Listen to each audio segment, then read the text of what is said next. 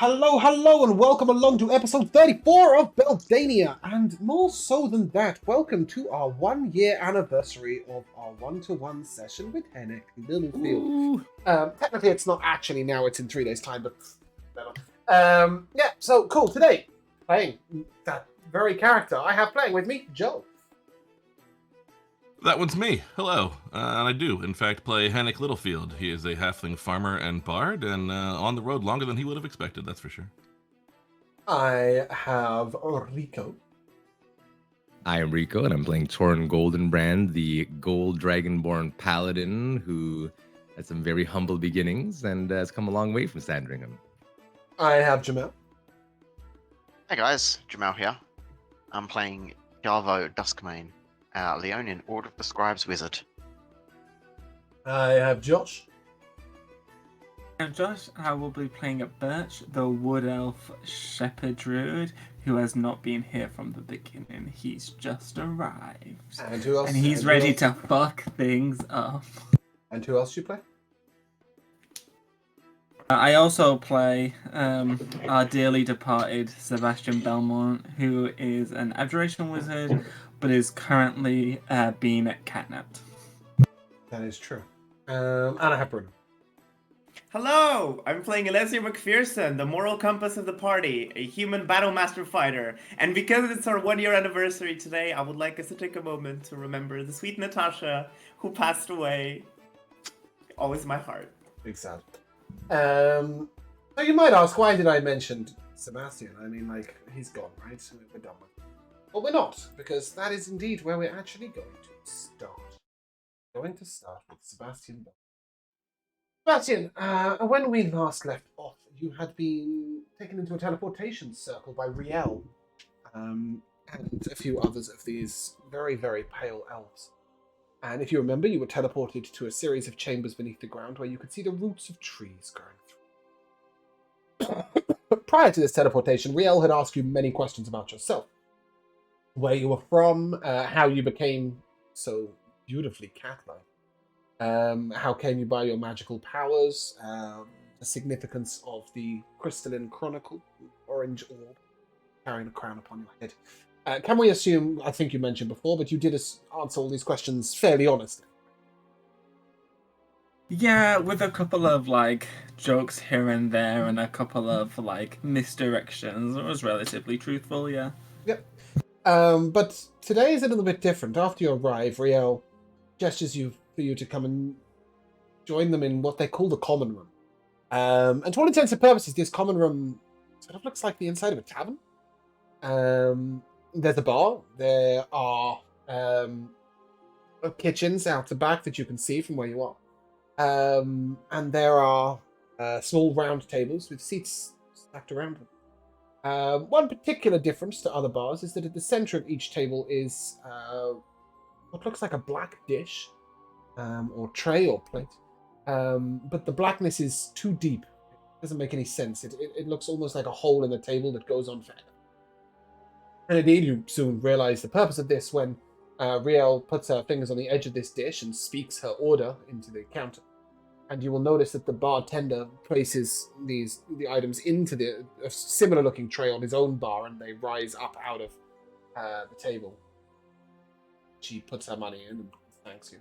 But when she goes to pay, she pays with what looks like a small wooden circle disc. Shit. It doesn't look like real money. It doesn't look like anything Sebastian's ever seen used as coin. There's certainly no specific weight to it, and it's not even got particularly interesting markings on it. For all you know, somebody could have carved this themselves at home. Strange. Especially considering the sophistication of the drink purchasing. Anyway, she hands you a glass of red wine, and she takes her own. And it's quite delicious. Instead of asking you questions, she says, hey, I wanted to tell you a little about us. About our history. About our past. You might wonder, who are these strange elves beneath the ground that I've never seen before? You might wonder, what is with this community that keep themselves hid? Sebastian, you'll get the majority of these notes directly, so that we don't get any party-based spoilers. No, I'm joking. She basically tells you that her people are an old people. They've existed for many, many millennia. And originally, in their own histories, although she says, I'm not sure how true this is, we were the owners of the land. They that walked with nature. Nature walked with us. There was no divide between us and the land was free. We worshipped beings that were like gods, but not quite. Huge, powerful nature beings that existed within the earth. Nowadays, these are called primordials. Most of them are subdued, captured, or no longer in existence. Most of them are suppressed in some way and aren't allowed to live as they normally would. Primordials can be a very destructive force when restrained, but when left to their own devices, primarily they are allowed to do as they please. We worshipped these primordials, and in return they gave us gifts. Some of our brethren disagreed with the way that these primordials created trouble on the land. And so there became a split between us. Those that we split with spent most of their time in the night. They began to worship the moon and stars. They began to focus on magics. Learnt magics, arcane magics, magics within themselves. Whilst we focused on the land. They built cities, tall spires, majestic glass, and were then angered when these nature spirits, the primordials, tried to return the land to its natural state, destroying their cities, destroying their buildings. So we turned from our brethren, and our brethren turned from us. They called us the Wild Elves, and we called them the Moon Elves. Happy Christmas, guys. You have an answer of some sort. I knew it! But this was many millennia ago. Go on, Josh. So, I mean, I forget what Sebastian knows and what Birch knows, but so in my head, obviously, they're the Wild Elves, like they just said, and they're the Moon Elves, and so that's the separation, and I'm assuming that what they're trying to do is awaken these, I called them Titans, but these primordials, so that they can return towns and cities and stuff like that. Do you say that? No, I'm just because again, I can't remember how much Sebastian knew before he came here, which I know was only 2 sessions ago. But you knew at least that the land was attacking its inhabitants, right? Yeah. So no, I'm just making these connections in my own head that's probably what they're doing, is that they're trying to awaken these primordials. Well, she will tell you. And so I think in this sense, Sebastian's now like, oh no, I'm with the enemy. But he won't say it. Okay. Well, she'll tell you now. But this was many millennia ago. And since then, well, we were betrayed. Our brethren, though we had turned from them, and there was a separation, they discovered arcane magics more powerful than those the land could provide. These rituals weren't dark in nature, but what the Moon Elves did with them was what we believe the greatest travesty in the history of Elvenkind. Because we allowed so much power to the primordials, they found ways to lock these beings in other dimensions. First, it was just the most destructive of the primordials, the flame primordials, the lava primordials, those that created earthquakes, those that had disregard for land. There were some of us, Wild Elves, that believed that some of these beings were truly destructive. And this could even be for the good. The Wild Elves had 2 leaders. First was Salandria. She was known as the First Woman. She believed in life for everyone. But Olimbra, the first of men, he was a believer in the primordials above all else. Sorry, I can give you spellings for those. That's Salandria. Thank you. And Did he wear a mask and was he a mage? Anyways, I'm not there. and Olimbra. When the Moon Elves locked away the most destructive of primordials, Olimbra preached that we should rise up against them. And so a small sect of our group did. They called upon the powers that the earth had given them They began to lay waste to cities built up by the Moon Elves. The war raged for many centuries, millennia in fact. Salandria brought our people away. He began to take us to natural places where we could shelter within the forests. We created the first boundaries of what you now know as Veralia, where those not of the woods are turned away, naturally. But Olimbra forced the war onwards, and eventually the Moon Elves, they stopped locking away the Primordials. They started locking away the Wild Elves. This took a lot of their power. It is said that the Moon Elves were almost completely wiped out by the war, though in doing so, they locked the Wild Elves away forever. Or so we thought. Once we were locked away, there was endless infighting between Salandria and Olimbra and their factions. They are now simply known as the Faction of War, Faction of Life.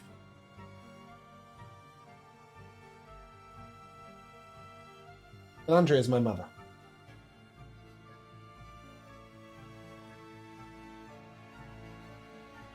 No, the Moon Elves locked the Wild Elves away. Not very much. I have a few questions. I know we're not there, but Okay. like I have a few No. questions for you to recap Well, later on. Yeah, As a maybe, player, maybe. as a Yeah, player. okay. This is an important part, so obviously we will recap it later. But what's really, really important to understand is that recently, when Olimbra found a way to break the seal on the dimensional portal, utilizing the power the land had already provided, he took the war party out into the land and began raising primordials against the land in vengeance to return it to its natural state. I want it to be known that we, those who still remain beneath the earth, we stand against those wild elves.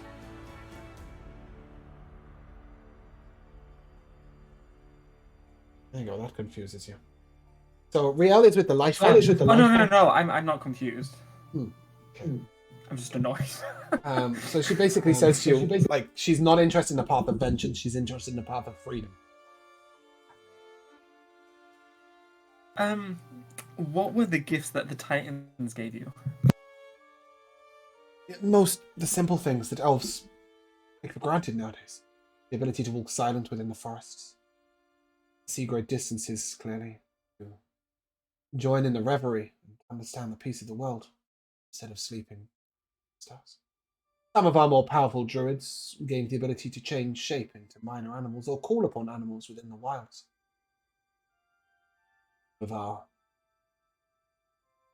Some of our greatest clerics and wizards were able to call on great powers of the land, even tap into the powers of the primordial occasionally.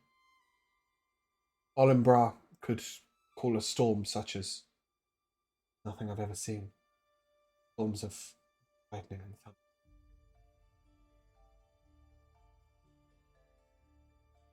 thunder. Interesting. I'm not saying that out loud. But I will say, so if you have these big plans of, putting the Titans back and, saving your race and defeating your arch nemesis, No. what am I doing here? It's not quite that simple. What we do at the moment is we're a slow people. Mostly what we do is plan, discuss, argue amongst ourselves. There is a group of our faction that believe that we should allow whatever happens to happen. We should remain secretive. Say, the Wild Elves aren't our life faction are not seen, then if your people and other people up above the ground defeat Olimbra's faction, then we can continue to live peacefully afterwards. Left alone. Oh, if we rise now, how will any of you tell the difference between us and the true enemy? Well, because you wouldn't be helping the enemy? That's a weird statement. Sure, until we walk into a city and we look exactly like those that have caused such havoc for your people. And not everyone's racist, And that's coming from a lot from me, who's dealt with a lot of racism. Want a race, do you? And she sort of looks at your most furriness. Just because I'm a singularity doesn't mean I'm not a race. I could grow new ones out of me. Who knows what I could do? I just would have called it a species. I'm more of a legend. Well, legend aside, we'll leave Sebastian and Riel there. And we shall return to our regular little party. We know nothing of anything that's just gone on, but they have just rescued some dragons. Isn't it a shame that Sebastian died, everybody? I'm sure he would love to meet this beautiful dragon.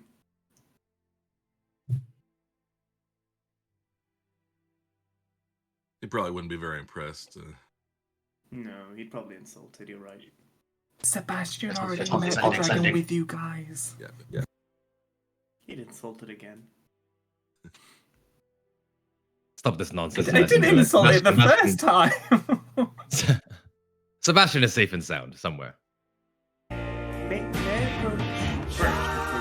Sorry, Bruno, hold on.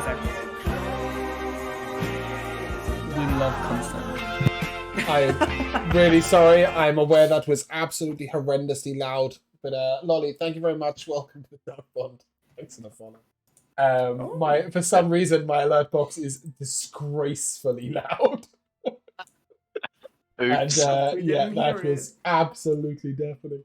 But thank you very much. Welcome in. Sorry, Bruno, you were saying. I really just want to approach Burge. I think he's kind of probably cleaning his weapons in the meanwhile, and I'll be like, Burge has no weapons. No. I'm sorry. I'll use. Sorry, you're I'm cleaning your my weapons. Yes, right. Thank you. And I'll approach him, and I just want to Burge. Now, where exactly from Varalia are you from? Hi, Alekio, right? That's your name? We never actually introduced each other. Is that right? You can call me. Jesus. Captain Alessio McPherson would suffice for the time being. I am the captain of these fair people you see behind you.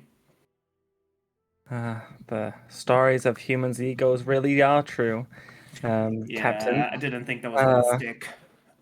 Either way, look, you can call me Alessio, but I've heard that you're from Varalia, and I'm planning on going there. So I was wondering if you could tell me a little bit about where you're from and give me some insight on the Elven lands. What? Why are you going to Varalia?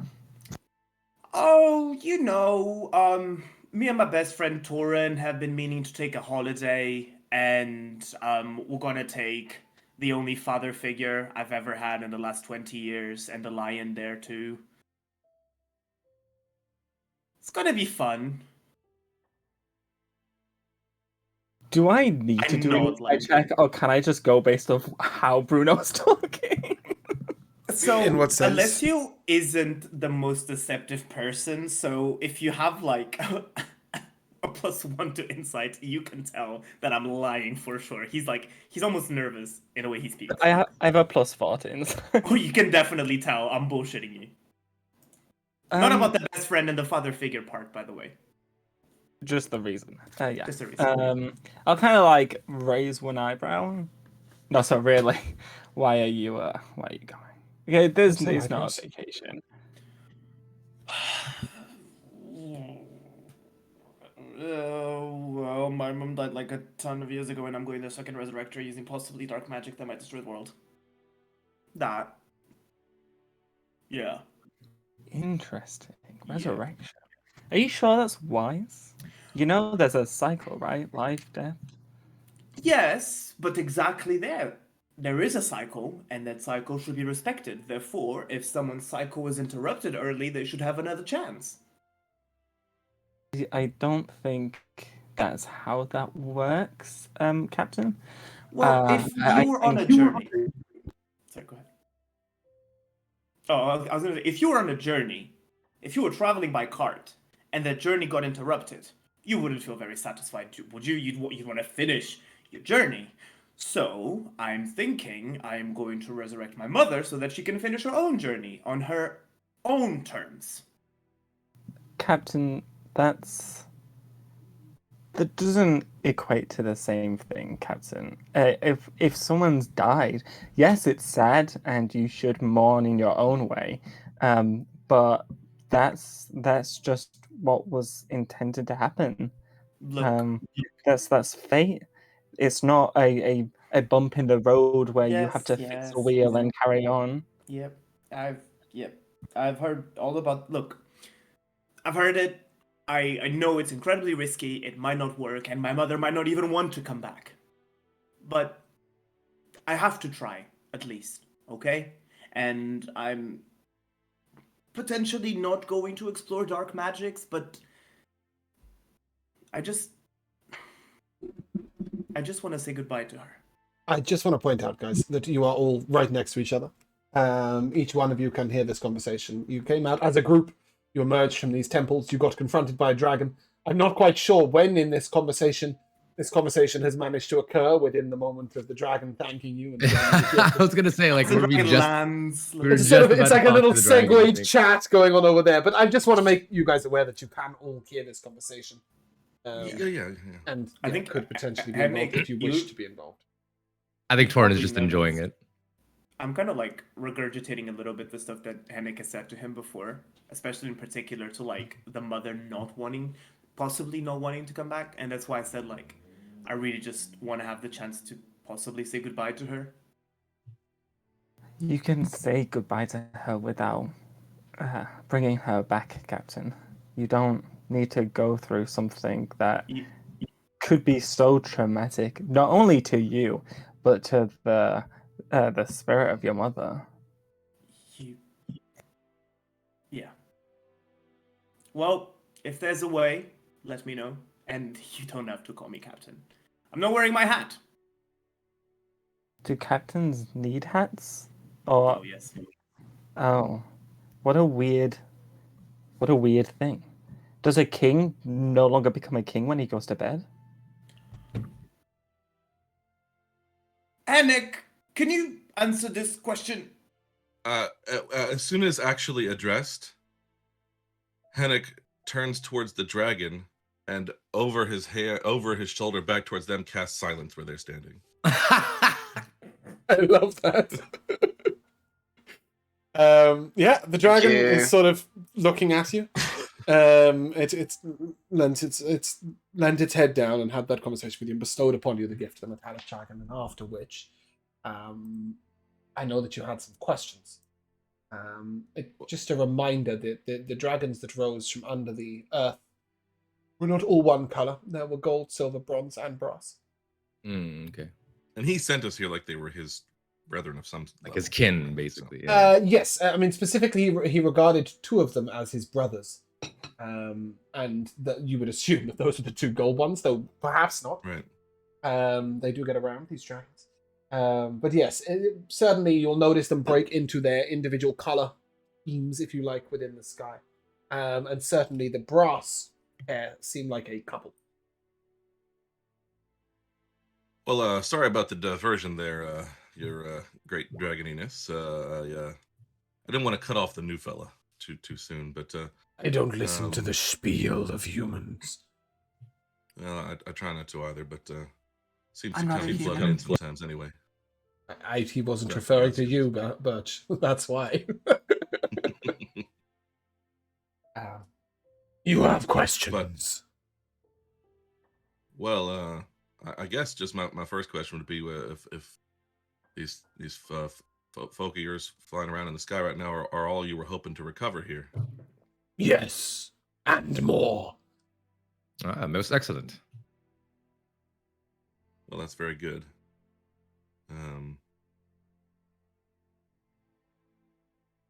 We don't know exactly what's going on, whether we can prevent it, and whether for sure it won't happen again. We could show anyone what happened down there below, so that this particular disturbance doesn't seem to be created again. But problem is, out of character, Bruno has all the questions, even though his character is annoying. Oh, you can walk out the silence bubble if you want, Yes. Bruno. Oh yeah, but I don't think Bruno's here when silence was cast. But Was he yeah. here? So one thing you will note is that in a slight show of racism, though he's quite respectful of Hennick because you've been so gracious, 90% of the dragon's replies are directed at Torin. Wow. So it doesn't really matter who asks the questions. Torin will get the answers. Sure. It's just partly, it's Torin who made the promise. Right? I mean, So Torin it's- can collect the answers. I just Yeah, I You don't have rely any on him to questions. interpret the answers or No, Have, nobody like- was going to do that. I have a question though. Have we asked this fucking dragon its name? It's the golden dragon, Torin. What do you It's just been the golden dragon. Torin will ask if it would be so gracious as to allow me to know its name.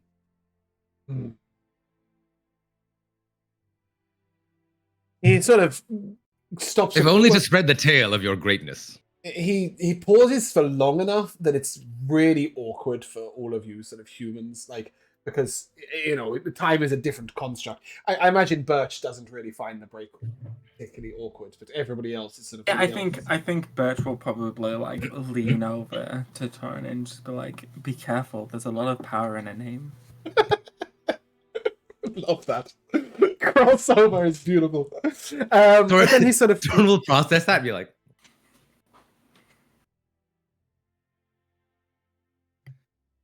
Yes, I think he'll give you his name. So he gives you a name that's Eorval or Yorval, and this, Torin, you would understand in Draconic.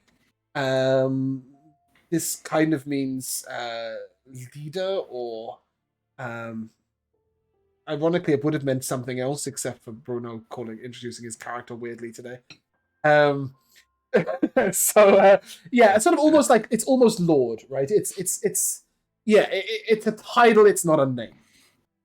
But he says that's how the other dragons will refer to him. Yorval is what you may call me. Can I approach it? Yeah, you can ask it questions. It might eat you.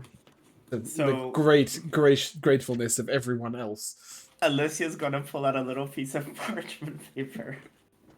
And I'm Yeah. gonna say, Hennick, I have been utterly inspired by you and your songs, and even though I'm more of a physical performer, I wrote myself a little sonnet. So you can write then. Oh yes, I mostly looked at your own handwriting and I learned a few of the letters based on what you and the sounds. Anyhow, Try to Can try to keep Hennick them up write? here, but no, as I said, it's mostly a theory.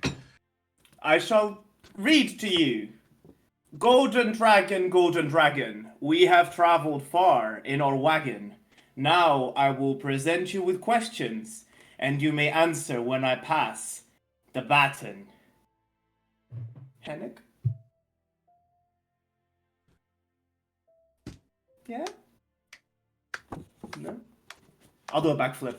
There's 10 lines missing from your sonnet. That's all I've got for you. He's learning! He's learning. Listen, I'm learning, okay? I'm not a writer. I'm not a singer. I'm a physical performer. Have some respect, okay? Thank you, Henry. You're not a captain, Ava. Anyhow, Mr. Dragon. And I'll pull another piece of parchment. I have a few questions for you that I have been compiling in my journey with these very honorable Continue. with these very honorable people that I have been traveling with. The first question, good sir. What do you know about the Moon Elves? Much. Good. The second question. What do you know about the Wild Elves? That is not a name we speak. Oh. Okay. What do you know about the Masked Mage? That sounds like a human problem. I see. Okay. Last but not least. Have you ever traveled to Veralia, good sir? I mean, good. We put not boundaries on the land like you humans do, and name each section differently based on who lives there. It is the land, and it is ours. So I kind of If- look as he's If answering. you know of it, we have likely been there. I'll look and I'll notice, like, as he's answering, is he still answering to Torin? Yeah. I'll kind of like scooch in front of Torin so I can look him in the face and say, "And what do you know about the elves in the east coast of Veralia? I've heard that they do some dark magics. Seems like something. you know?" East, west. They are elves. I'll pull out a map. I'll point to the coast. The ones that live here specifically. We do not put names on borders like you humans do. And we pay little attention to one elf or another, though we are grateful to this one. And he nods towards Right. Birch.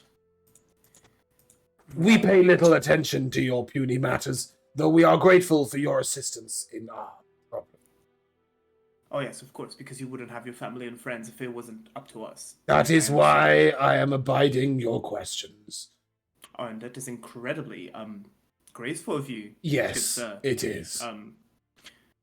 So I'll kind of like, I'm not smart enough to continue with this line of questioning, so I'm gonna like lean over to Henrik and say, "So this guy knows about the moon elves? He doesn't want to talk about the When wild reaching elves, for but intelligence, you've reached for Hennick. Good, continue. I'll then like also lean over to Kiavu and like pass on the same information to both of you, and I'm gonna take a little step back and let you do the smart things. I No, I was just gonna say, like I've gotten too mixed up between the. I totally am fine with the Sebastian sessions, but now I don't remember what we know about moon elves and wild Nothing. elves. Nothing. Like, yeah. Nothing at all. Almost You even know the those names. names? That is, you know Okay, that we do. you know the moon elves are what. So it's really. Let's keep this really simple, right? Through Jamal's spellbook, right? I'm going to use real simple names. So Jamal's spellbook, right? Is called Theseus, right? He was a moon elf Yeah. at some point, right? Who put their soul into a book. So you know that much of moon elves, that they once put their souls into items, etc., and that they are now, as far as everybody knows, extinct. You know that wild elves were locked away in the whirlpool under the lake outside the Urak state, and that is it. That is all the information you guys have on moon elves and wild elves. Yes, I know that Sebastian. No, I it's think fine. it's I nice just- for the players to get some background, but you're Yeah, right. yeah, It makes the characters what they know very confusing. Well, just when the whole point is we're role playing questions. Like I don't. Yes, I yes, can role-play a exactly. situation. You know what I mean? But questions is like I don't know what I need to know. But I mean, Hennick would his first inclination would simply be to ask this guy like, so did you actually live here with these other ones who were in this area that got buried? We don't live in one place or another place. The sky is our kingdom. I see. But So we they just come happen to be sometimes to this land you call Alien to bathe in the sands and polish our scales. The sun is pleasant. I was just wondering, in doing so, whether you were aware of this sort of series of inhabited caverns beneath you. No, Interesting. we do not dig in the ground like grubs. Yoval, I know that you've expressed your distaste for speaking of elves, but They are better have than reason to most believe- people. we have reason to believe that the goings on of Beldania may be directly related to the existence of. Most of the troubles in our histories can be related to the wars of elves and men. Whether between but his- themselves or between each other. But history was long ago. And Was it? This is now, well, for us anyway. There was war only a few years back. Took us out of the lands that belonged to the orcs. For a while. Tried to tame us. There was war not so long ago between elves and men. There is war to the east. There is war to the west. There is always war between elves and men. But Yoval, anything like this, an uprising of the land itself. We have witnessed this before. When? We do not count the years as you do, but many, many, many of your lifetimes. And it was This- thought then. But I only have They- one time. They killed themselves to death. Or locked themselves away. Those elves, we think, become Yoda. Not sure why. The fuck you said that? Those elves, Wise you are, great dragon. those elves have been long gone, as far as he knows. Shut up, Jamal. It's confusing trying to do the voice and respond to questions. Kill themselves. To near death. Oh, I'm so sorry I had to do it. it's It hard. just got me good as soon as I heard it. They died. Did I because say of that? death. Right? People die when they are killed. There is a point, right? Is that right? The moon elves didn't kill themselves to death, right? The moon elves gave their lives. The wild elves, as far as he knows, were killed. Actually killed, right? Is the I thought he difference. meant that they'd killed each other, No, so right? And like they were both elves. the way and he they sees were it is killing one themselves. set. Well, he doesn't define which set is which, right? Because he doesn't care. But basically, exactly. He sees one set gave their lives to kill the others. Is what was where I was trying to define that killed themselves to death. They killed themselves to death, yes. They did. They gave themselves to kill. Is I suppose what should have been said.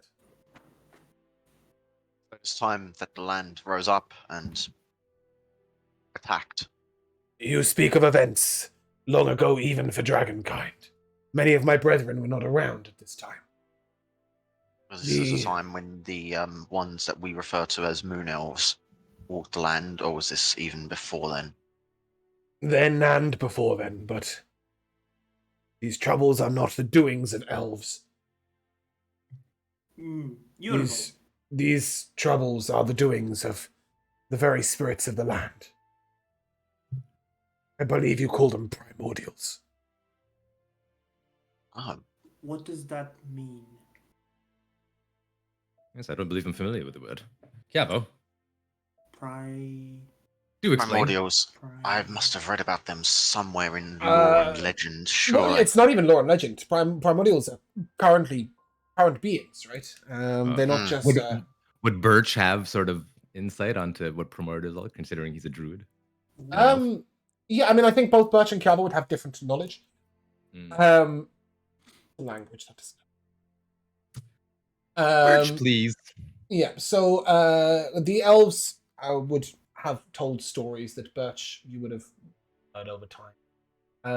That the primordials are otherwise known as sort of like the Dawn Titans. And they're like gods, but they're gods made of nature power of the land. They don't care about humans or even animals or anything else, right? They are part of the land themselves. And the land was created by the gods and the Dawn Titans, or the primordials. That's sort of the only interesting information you'd have on them. And then I shall turn to Torin and say, I've heard stories of primordials. If gods created people, primordials created the land. But they don't care for humanity and their issues. They only create and destroy. But, Yorvo, you said that these beings existed before you, Yes. and their effect on the land was the reason that your people were submerged? No. Well, sorry, your question is was them being buried in sand the doing of a primordial? No, I'm guessing no, but I'm. No, is that what you're assuming that asking? I'm asking if sorry, let me ask this in character. Do you think that there was some sort of primordial magical influence? Could someone be channeling? Don't confuse primordials with magic. Magic is a construct of the humanoid races. I don't know. I'll call them humans, but I mean humans and elves and all of those things, right? I'm sure there is probably a word for it in these languages. I wouldn't know it. Yes, of 2 foot beings. This is nature, but what is done here is not nature. It is magic, not primordial. I see. So he's basically saying that the whirlpool transition thing going on cannot Not a be a primordial primordial thing. thing because it is not natural. right? An earthquake is primordial, right? A thunderstorm, Rock- a tidal wave, Rock slide or exactly. landslide. Those are primordial doings. Got it. The bits of land moving around They're in like the magical forces of squares. nature. Well, the very fact that the sand block was a perfect square tells you it's not natural. So does this mean that the dragons are also under threat, Yorval? Sometimes human troubles cause problems to dragons. But we will go to lands that you have not stepped upon yet. Get out the But way. how can you be so sure that this was caused by a human? I cannot, but I can be sure it is not caused by a primordial. Well, that leaves quite a lot of races to underput that process of elimination. You can't just simply say a human suddenly created. No, Well, I did clarify earlier that him saying human meant all races Got that it. walk with two legs Yeah, upon the all. land, right? That all the Anyway, things that I dragons promise I have don't a care point. about. I promise I do have a point with this line of questioning. I'll say, so your kind is also under threat, like us. No. No? Then why did you need our help getting out of the dunes? 6 of my brethren were perhaps in trouble. Yes. So you're With not my under threat, kind, but you needed no. our help. Yes. We wanted I your help, see. yes. Basically, he's saying, like, dragon kind was not endangered by 6 of them being buried under the sand. Yeah, Right? Is how I'm just trying to make sure I'm being very clear with these. you are. What I'm trying to get across here, Yorval, to be as direct as possible, is that whatever is happening isn't bound to the limitations of humankind. Your people are also under attack. Maybe there was only 6 down here, but that means that if 6 dragons or dragonkind can be captured, many more can be captured too. Just like when we are hit by a fireball launched from a human, or when adventurers come and attempt to slay us for our riches, or when human wars ruin our birthlands, or break our eggs, or you take our eggs for sale. Yes, human problems have always caused issues for dragons, but no, we are not under threat. Are you done with your questions, hasty human? No, because you're missing the point, Yorval. Your These point are is you not want Alessio. problems. I'll stop Alessio. I'll sort of like put my hand on his shoulder and sort of like direct my speech towards him and say, "Let us not patronize the great gold dragon standing in front of us." I'm not trying to patronize him. I'm just trying So, to highlight the fact what that he's his trying to kind say is is, in danger too. yeah, but they're not, is what he's saying. He's just saying, we'll just leave. Like, we'll just go to another land and wait. Yeah, like they can just fuck off. They've been alive for like 9,000 years. They can go and chill for a millennia and come back. Of course. Hearing Alessio get like a bit defensive over this, Burgess just kind of thinking to himself, if the human shoe fits, the human should wear it. In terms of like it being like human problems. If only your issues didn't come from the elves, Burge. Not his elf. Mm. But you don't know that. My But you elves. don't Also, know. yeah, I didn't say that out loud. None of you know. Um, Yes. Torin will turn to Yorval though, and he'll say, "Yorval, far from it from us to involve you in human problems, but if I may ask a request of you and your brother, You may. we travel to Ilvacornis to rendezvous with companions. The journey is arduous and far, and well, we're quite tired out. Do you think that we could perhaps hitch a ride?"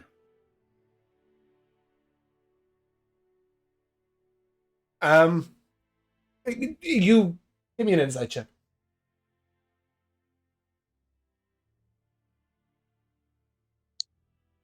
Please. A 10.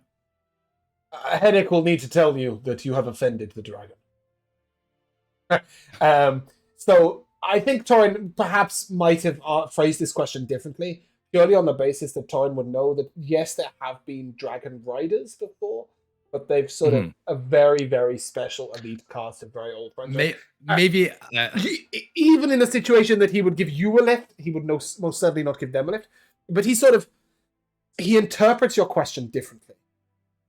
Perhaps in our talons we could take you there, though it's not far even for you humankind. Oh, certainly. I wouldn't have ever imagined to ask to ride on your back. Indeed. Right.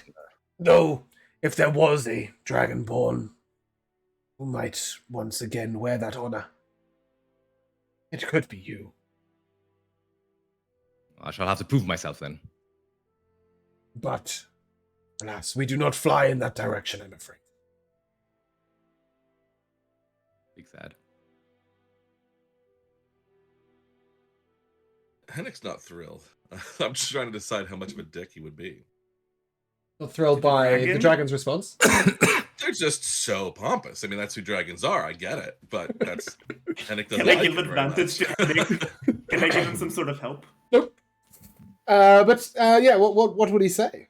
Or would I you? mean, I think the combo of things that would make him actually speak is that in the end there it was is just saying like kind of fairly snidely, just like well, you know, I think we can handle the journey on our own two legs if these folk here are too busy flying off and avoiding the problems of the land they lived in for so goddamn long. Good. Birch is kind of taken aback by this. He definitely sees dragons as very incredible creatures that should be respected, and so Birch is very much like kind of probably gone like bright red in embarrassment that he's with a party and a party member who would say such a thing, but he won't. He It's the won't fight you. combination of the fact that they're old is part of it. Yeah, for him, yeah. too, so Yeah. he doesn't like that. Yorvel sort of considers for a moment, and there are some of my brethren who may also express gratitude. I will ask one of them to perhaps assist you. But that is all. Are you done with your questions? Yes, please don't let us take you up your time any longer, Yorval, and we do greatly appreciate your assistance and the vast knowledge that you've imparted on us. Sort of 2/3 of the way through your sentence, he leaps into the air and flies off. But I would just like to say, Orin was sort of like, Torin was sort of like his shoulders would sort of like rest and like he'll sort of like breathe a sigh of relief that he's not dealing with this fucking. As he reaches into the air, though, he does trumpet out in Draconic. And all you hear is Balcast, whatever that means. And shortly afterwards, a fairly small silver dragon, compared to the hugeness of Yorval, reaches down to the ground, and so crashes down in front of you all. Yorval says you require aid. Aye, that we do. Might you be able to provide it? Tomorrow, I may help you in your travel, though you will not ride upon my back. This is fair. I'll turn to the group and say, is this acceptable? I'll reply in Draconic. No problem at all. I mean, To the- assuming cart Yes, milk sir. could be taken. Oh yeah, I'll ask him about that. I don't know how big this guy looks. If he's a lot smaller. I mean, the four people can sit in the cart, I think, and then he can lift up. The Yeah, I think the cart is sort of the acceptable traveling device. Yeah. They would. Is he gonna Well, pick don't up we the have cart? They would just pick up the cart. Alessio's big horse, right? Can't be re-minimized. Or I didn't take my Oh, horse. You okay. didn't take it in the end. No, the Because only I the only knew- seed you have is tamarind, that's right, right. and that right, can be right. dismissed.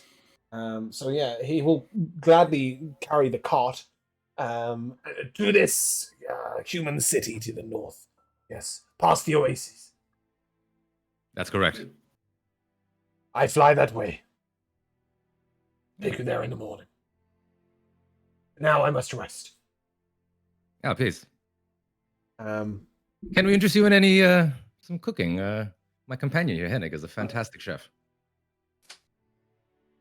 I don't eat burnt food.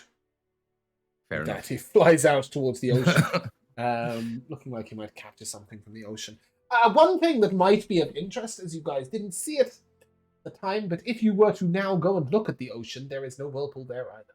Ooh. Very important. And Oh. relevant. Yes. But does this mean, would it have closed right after Sebastian? Do we have like a timeline? Sebastian has not When gone it- anywhere near the ocean whirlpool. Oh, well, no, yeah, no. He definitely. popped out in the Anyway. Eurex. He was at the Urax State one, yeah. You, not that you guys would know, but it just is worth clarifying. The ocean one has not been left into or out of by anyone. But it's worth noting Right. that upon closing the sand one, the ocean one disappeared. Of And that course. sand went back. Because what's happened, right, is that 2 mile square of sand has been put back in the ocean. Effectively. Can I raise a cup? To Hennick, the words you have said today were not only inspiring, but the ones of a true leader. You sassed that dragon, good sir. You sassed him good. Well, Captain, that was not my point. But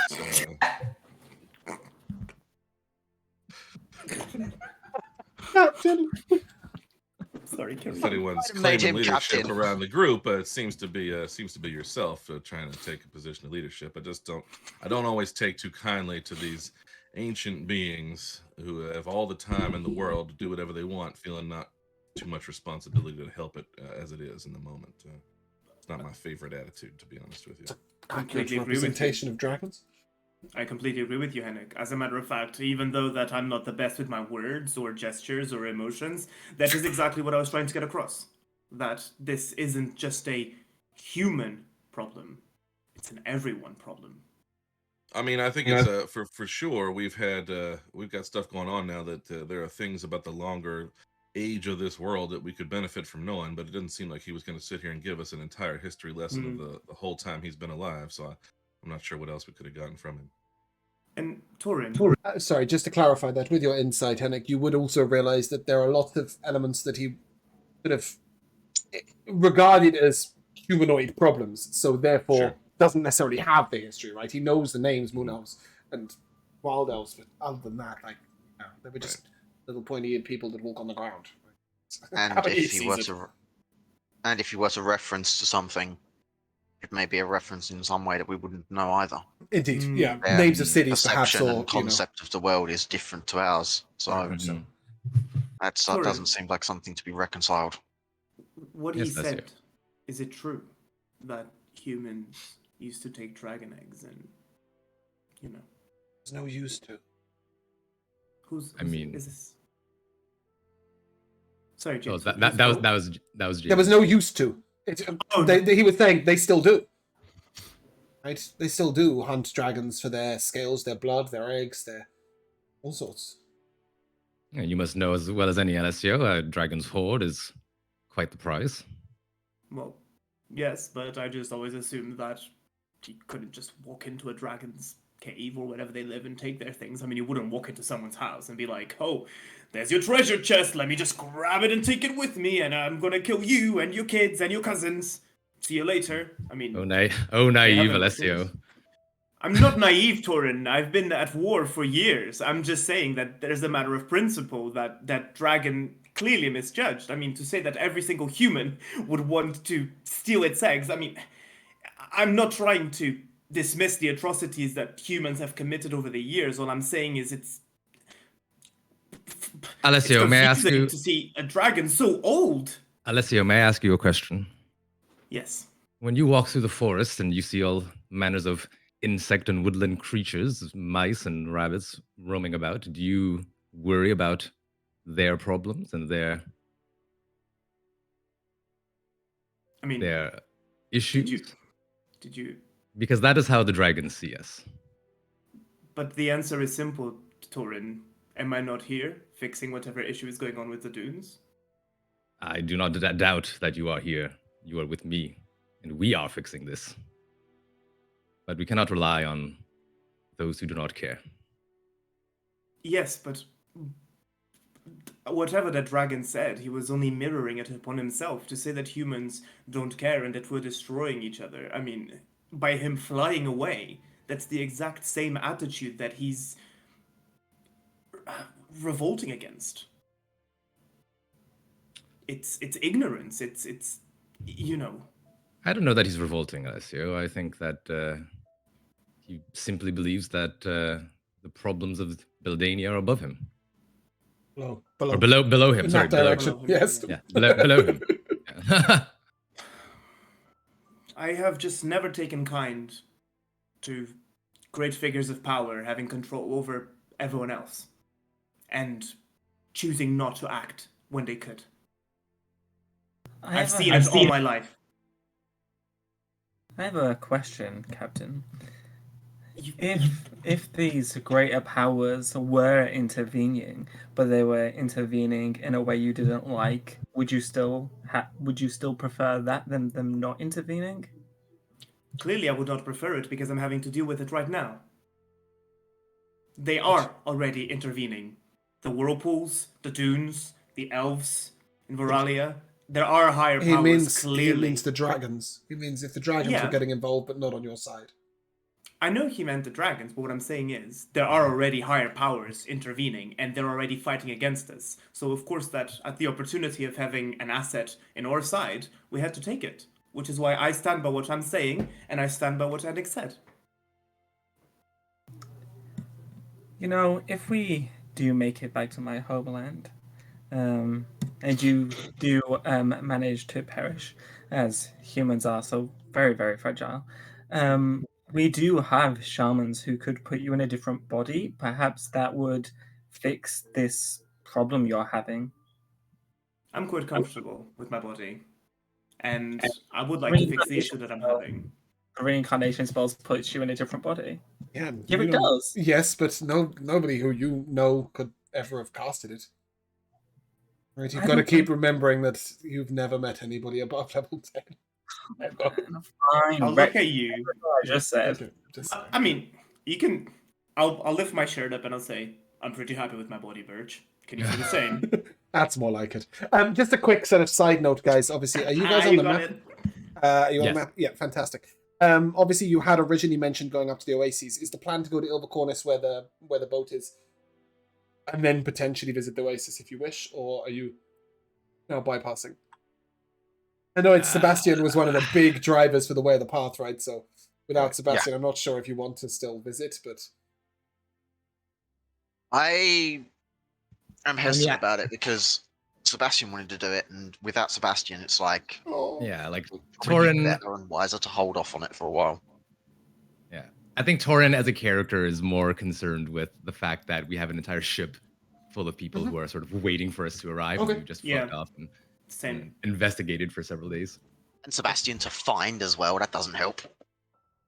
well, fine. Kiavo, he's dead. Yeah. No, we We know he's not What dead, do you mean? We contacted him. Yeah. We'll figure it out. Anyway, okay, cool. So with that aside, you have a day to sort of rest up, but that is all you can do because you're in a pile of sand dunes. The Leonins sort of don't take hugely kindly to you sort of being too close to them, which seems harsh considering you just solved their problems.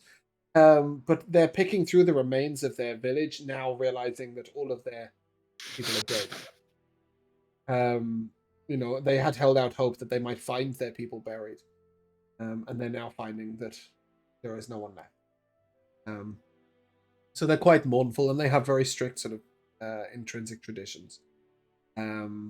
Whilst they are grateful for you to sort of solving the problem, if you like.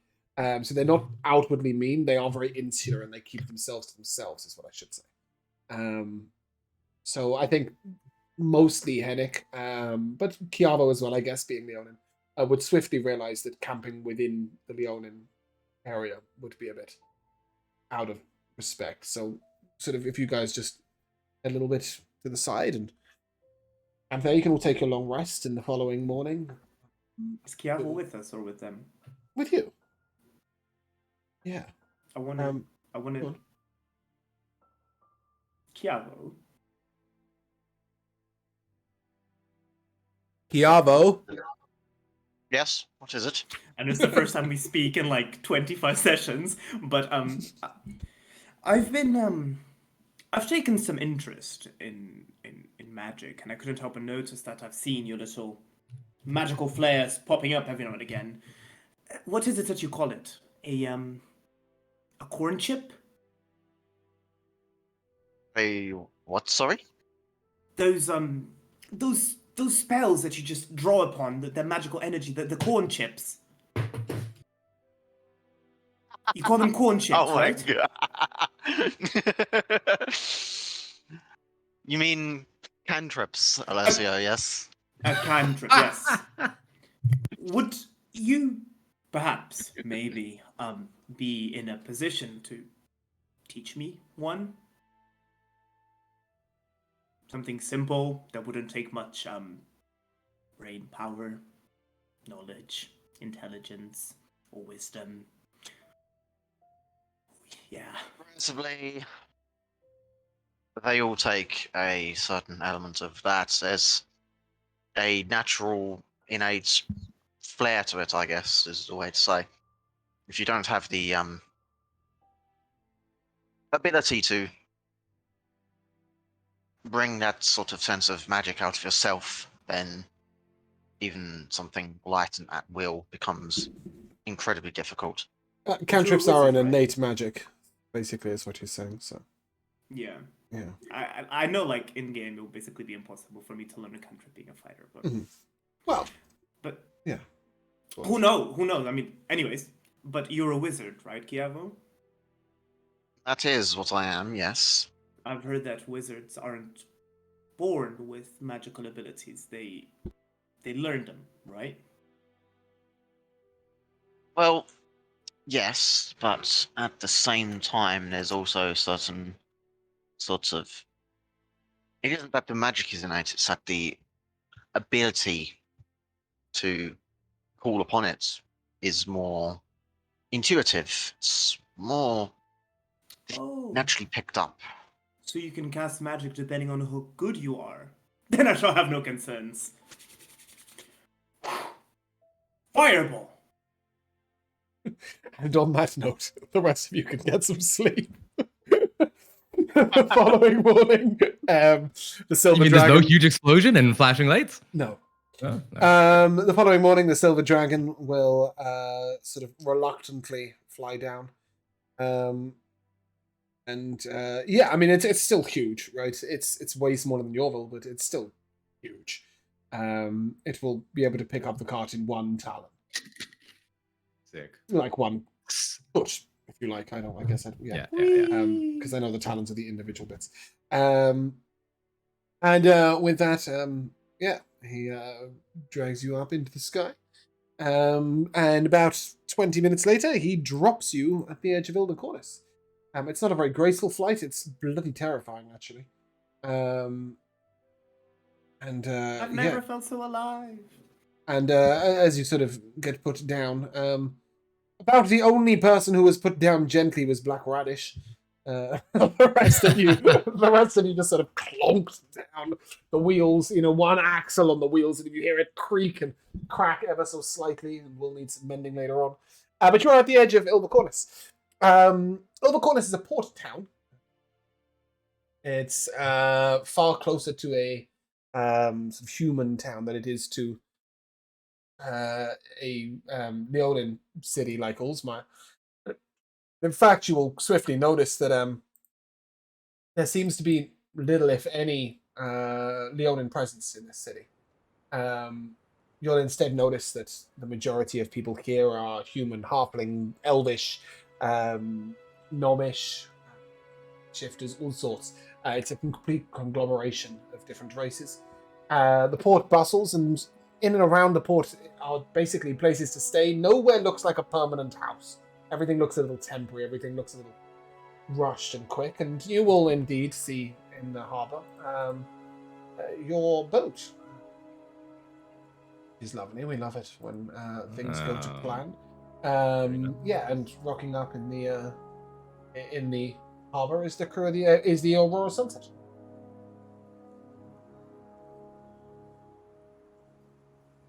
Well, maybe we should go check in with Sweet Voice and the folk on the ship. Yes, they must be worried sick. Aye. Okay. Find out exactly what happened out at sea. Indeed. When you get to the boat, there is just a young human boy, about 15, 16, who you would know to be Kel. Who? Sitting, Kel. He was the ship's boy. I don't think you guys really had any interaction with him. But basically, he sat on the edge of the boat looking bored, whittling away at something wooden in front of, in his hands. And as he sees you, he sort of looks up and waves. Can't wave, my hand is invisible. Well, there we go. Another kill. Nice.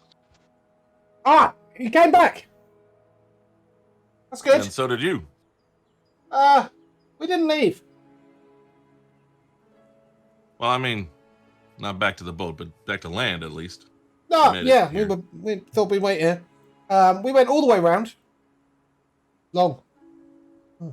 Maybe he was unhappy. Some of the wares spoilt a little. Anyway. Oh.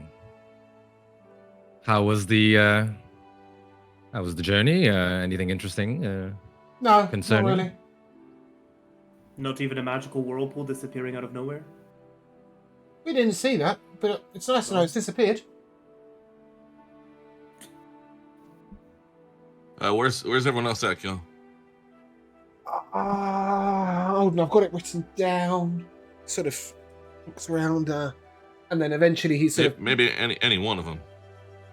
he eventually pulls out a piece of parchment that's rolled up. I'm to give you this. Well, thank you. And What does it say, Henrik? Or Let's give it to Gabo? Gabo. He can give read it slightly something better you than can I read. could. Yeah, the Silver Stag is what it says, and it gives an address. You can assume it to be an inn of some sort. Sure. The boy can't read, so The he has address no in the idea other what it corners. says. Yes, it is. They land, they Standing What over the- it.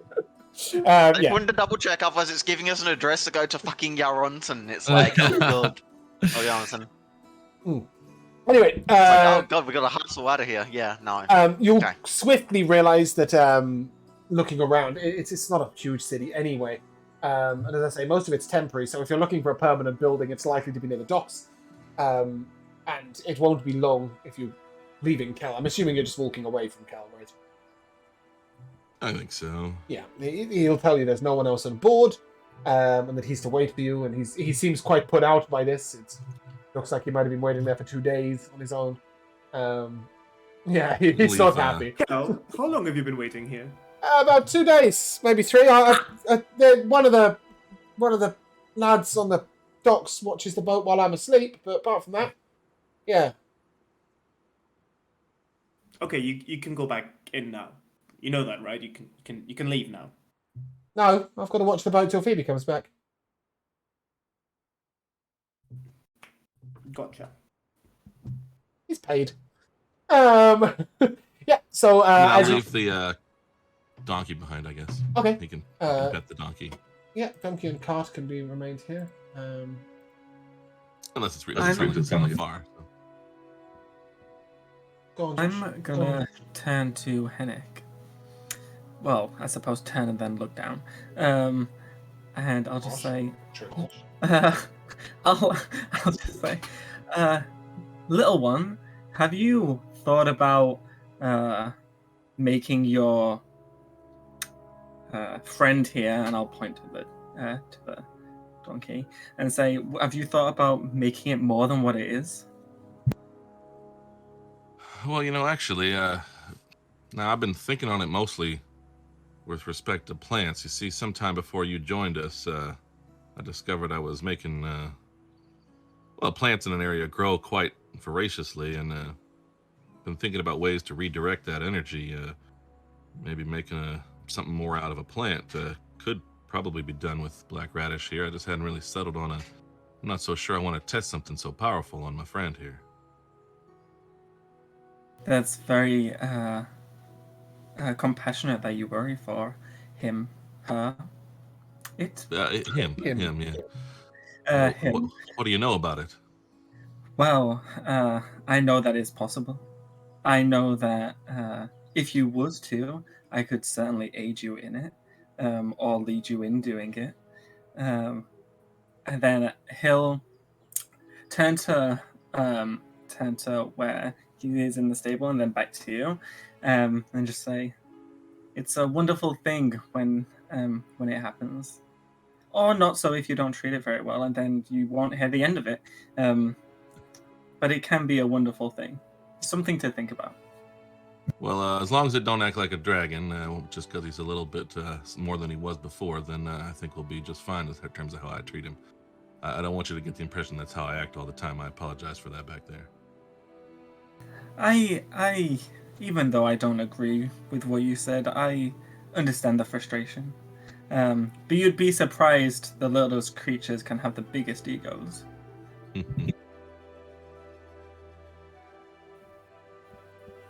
you guys stop talking? Eventually. At least for a moment.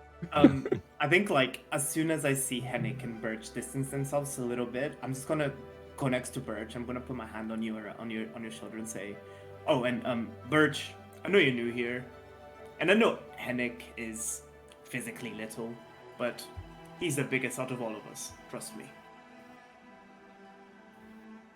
Like, in here, I mean." I mean, I'm loud.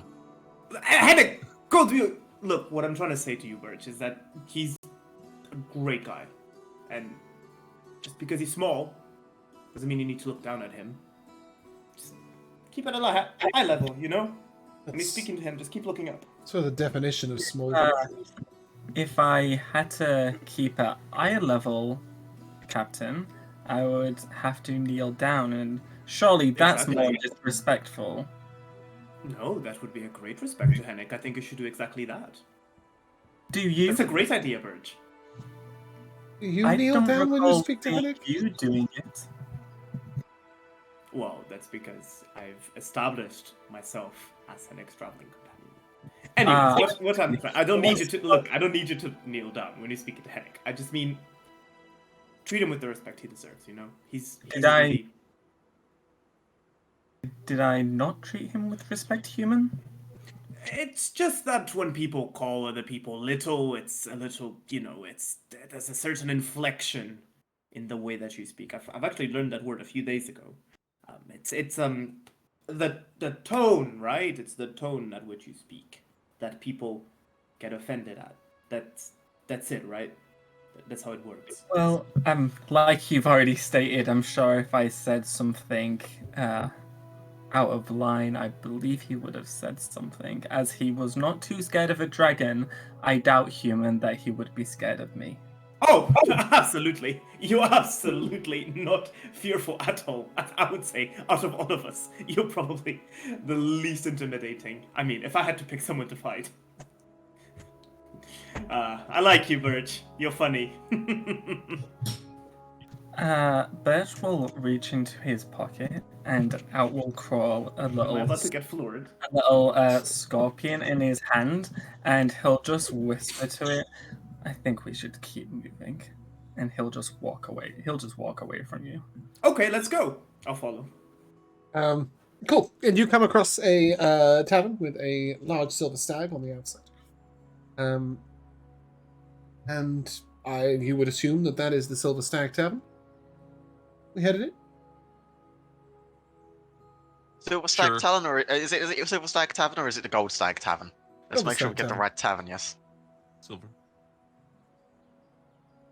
I just have Yeah. a feeling it's going to be one of these cases where you know, it's No, Never mind. nope, Don't you I worry. don't go. I had a sneaking suspicion of something. Silver Stag Tavern. It's a Silver Stag Tavern. It's got a silver stag on the outside because it's silver. And as that's such, you guys can head on in. And that's really confusing. I didn't mean to play that. Welcome to Treasure Rats. There we go. It's very confusing.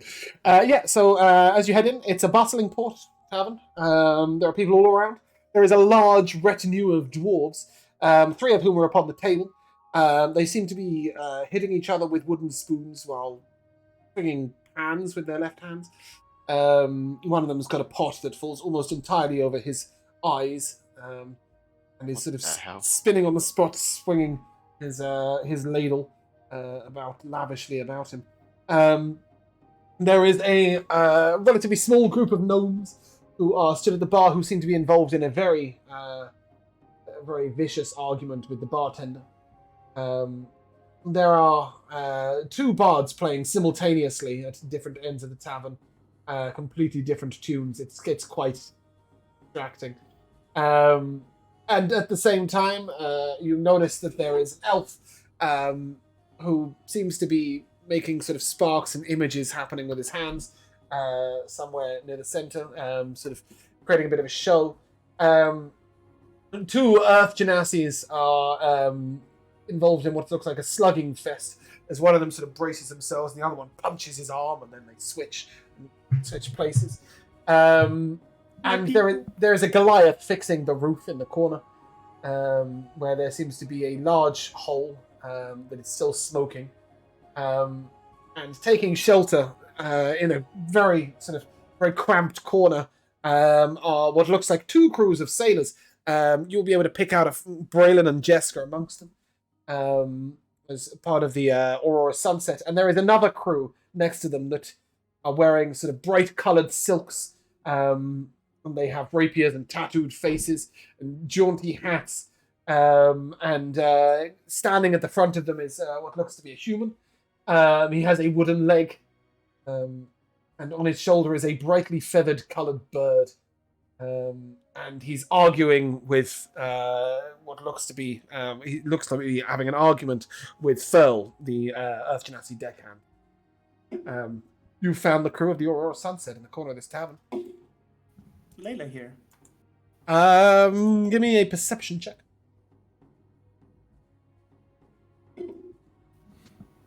That's a 2. You can't see her. I'll ask Henrik, is Layla here? I can't see shit, Henrik. Like, I'm too distracted by these two bards. Sorry, 3. 1, 2, 3. Henrik, who's like 3 feet off the ground. Yeah. I'm sure you'd rather ask Henrik Right, than not around. the two. Henrik, if you are looking around, you may give me a perception check with advantage, specifically because you are closer to the ground. Oh, my dumbness became an asset. Well, I rolled a 3 and a 4 with my advantage. Great. It's an 11, however. Yeah, for an 11. Okay, you've got a +8 perception. Love that. Jesus. Yes, as you look over near the dwarves where they are on the table, Layla is lying back over a chair and two dwarves are pouring ale into her mouth. That's my girl. I'll speak to her in a minute. Yeah, I'll go there later after everyone's done. Probably who you're really looking for, though, is Phoebe, right? And Well, I will quickly message Furl and just say, hey, Furl, we're here. Is that trouble or just good fun? He sort of claps the pirate on the... It was definitely a pirate. Claps him on the back really hard and is like... It gives him a big grin and he starts looking around and waves at you. Walks over to you. Okay. Henrik, welcome back. Welcome back, all of you. We were getting a Furl? little restless. I just wanted to make sure you didn't need a hand there, since we're finally back to lend it if needed. No. Old friends. Where's Phoebe at? He points at the bar. Well, let's get together and have a chat, I suppose. Yeah. So you're able to move over to Phoebe, and sitting on the edge of the bar with his back to the bar, is Sweet Voice. And Phoebe seems to be trying to convince him not to do something. Sort of, no, you don't need to. It's not necessary. You just gotta. Oh, and she turns to you and, well, welcome back. Welcome to Ilvacornis, the favorite abode of pirate seamen and many other ne'er-do-wells. Yeah, it seems very lively. Did you achieve much in your journey? Well, as a matter of fact, I suppose we did. I don't know if you could notice any changes out at sea, but this big mountain of sand that was burying the dragons and whatnot, we seem to have taken care of that. It's gone away, and the dragons are freed now. Well, that's that. You've achieved a lot. And she looks a little sheepish, and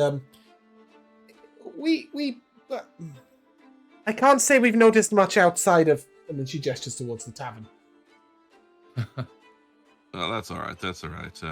I'd expect no less A couple of days from the crew of the Aurora Sunset. We did, however, lose track of Sebastian along the way. Oh no. Is he okay? We think okay of a sort anyway, but not coming back to us too soon. Oh goodness, that's awful. We have picked up a new friend. Oh. This bitch. Not you, Alessio. This bitch. Sorry, I had to. She turns to you and gives you a sort of a low, sweeping bow. Birch, is it? Yes. I'm Phoebe, captain of the Aurora Sunset, the boat on which your friends have been traveling on. This is my partner in crime. He does have a first name. Xandrak. Xandrak, there we go. Xandrak, sweet voice. And these are some of my crew members. I'm sure they'll introduce themselves as and when. A friend of our groups here is a friend of ours, so please be welcome. Can I get you a drink? Birch kind of like looks around as he's like never been in a tavern before, so doesn't really know the protocol. Oh, so he'll it's just, mayhem and bedlam in here. So he'll just like politely smile and say, "Yes." Oh, lovely. And the rest of you, drink? I thought you'd never ask her, Phoebe. She reaches back and she, tankard too. And when it passes through a tankard here, it's not a normal tankard. This huge sort of half barrel is placed upon the bar. It has a little tap to it, and there are some sort of, I don't know, cup is a glorified word for them. There are some slightly round-shaped vessels that look like they might be able to contain liquid that are passed along with it. She slaps a silver piece on the bar and hands you all a tankard of what is fairly watered-down ale. It's all right. That's not so bad. I'm gonna turn to Torin. Give me a dex save. As they what? Give me a dex save. Oh That's what I no. said. Torin stabs you as you turn to him. I know. One of my horns, like, Sorry, Josh, you said? 17. 17, yeah. As you turn to Torin, you see swinging from the rafters a tiny gnome holding onto a rope with a club in his hand, and he sort of swings right past you. You duck out the way, and he leaps down upon one of these dwarves and starts sort of thumping him on the head on top of the pot with his club, and the dwarf starts sort of wrestling with the gnome. And as this trouble's happening, that Goliath, who was fixing the roof, sort of puts his club down and walks across and picks them both up and bodily lobs them out the window, which is just a gap in the wall. Please continue what you were saying to Torin. yeah, Torin will sort of see this go by and be like, what the? And look back at Birch. Yes, Birch. Well, seeing that, Birch will kind of mutter under his breath that perhaps they were right to turn the Earth against civilization. And then we'll then look at you and say, do you lose companions often? Should I be wearing extra protection? I wish I could say that we hadn't lost any companions, Birch. It doesn't happen often, and generally when it does, we're in quite a great deal of danger, except, well, Sebastian has gone off on his own. I don't know that you can count that. And I don't think... I wouldn't buy any additional protection, Birch. I can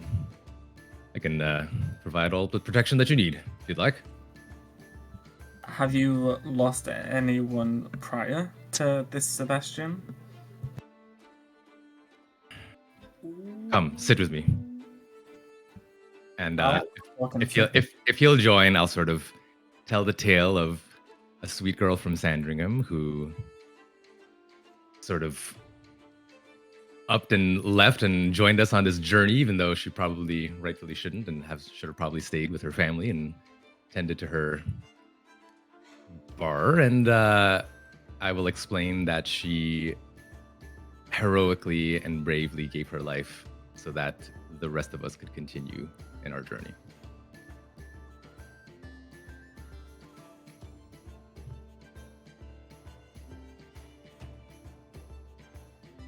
Silence. How does Birch as respond everyone to types that? their messages to each other.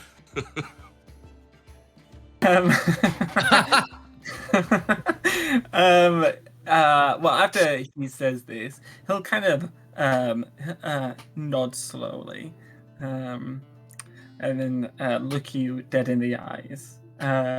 with a kind of seriousness, but also kind of sadness of what you've just said, and just say, with all due respect, a moment ago you said that you was all the protection I needed, but you've already lost one member, and now another's gone missing. Perhaps it should be wise that I take a bit more precaution in my defenses whilst I'm traveling in your company. Well, I can't say that our journey is very easy and or does not contain danger, so it's up to you, Birch.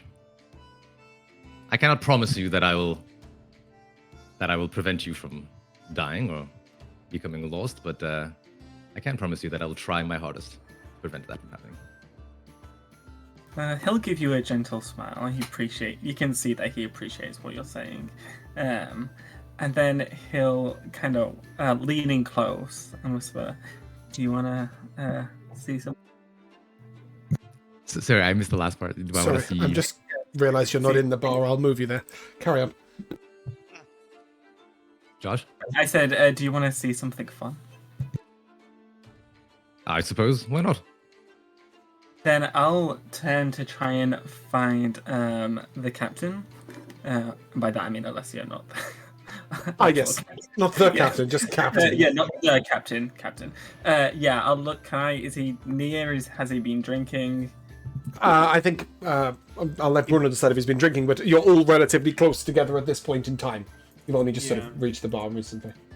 And he has been drinking, but to be fair, I mean, Alessio's been drinking since he was like 16, so a few drinks at the bar isn't going to do anything. Then I'll shout over, Captain. Would you like to feel something incredible? Alessio does not even acknowledge when you call him Captain. Like I don't even like. I'm just drinking away. I'm like probably speaking to Layla, my lesbian bestie. Phoebe turns to you and you don't have to call me Captain. Phoebe's fine. And I'll just shout, Alessio. Yes. Someone has called upon my name. Is it for a duel? I'll begin drawing my rapier. Do you want to feel something incredible? Oh, I'll sheath my rapier again. Just a note: as you went to draw your weapon, sort of as you go to pull it, not only the Goliath, but a couple of the bartenders, a dwarf standing by the door, and what looks to be a wizard of some sort, including the wizard who was doing the wizard who was doing the little things, all sort of momentarily tense. Okay, so as they tense, I'll say, whoa, I'll sheath it, and I'll grab my spear. Don't worry, that's not my best weapon, and I'll hold the spear up. This one is. Ha ha! Look at it, it's glorious. You hear a voice into your mind that just says, "Weapons are not allowed in the Silver Stag." Sebastian? Guys, Sebastian has spoken to me. You He sounded said that nothing like weapons- Sebastian, but sure. Sebastian has spoken to me from beyond. He said that weapons are not allowed in the Silver Stag. Well, then put it away, Alessio. I'll make my way outside, and I'll stand outside of the door. Just Yes, be Bert, useful. what is it? Just be useful. Just for a minute. Just be useful. It's just... Okay, You're a problem. What were you trying to say, Birch? Once I notice, like, that people don't get too worried, I'll just come back inside and I'll Okay. keep the weapons. Yeah. Birch, you were saying.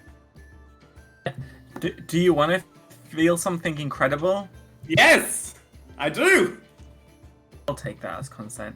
I'm gonna. I will wave my hand, and some green kind of mist will like cover Alessio as I cast polymorph and turn him into a tiny crab.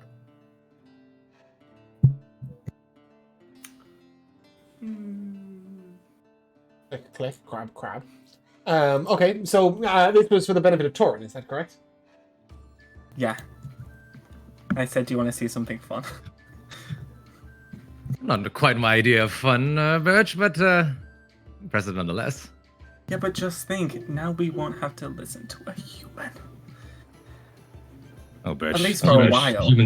The humans are all right. I grew up in that village, you know. So sorry. I'm here as well, right, in the area with Yes. this.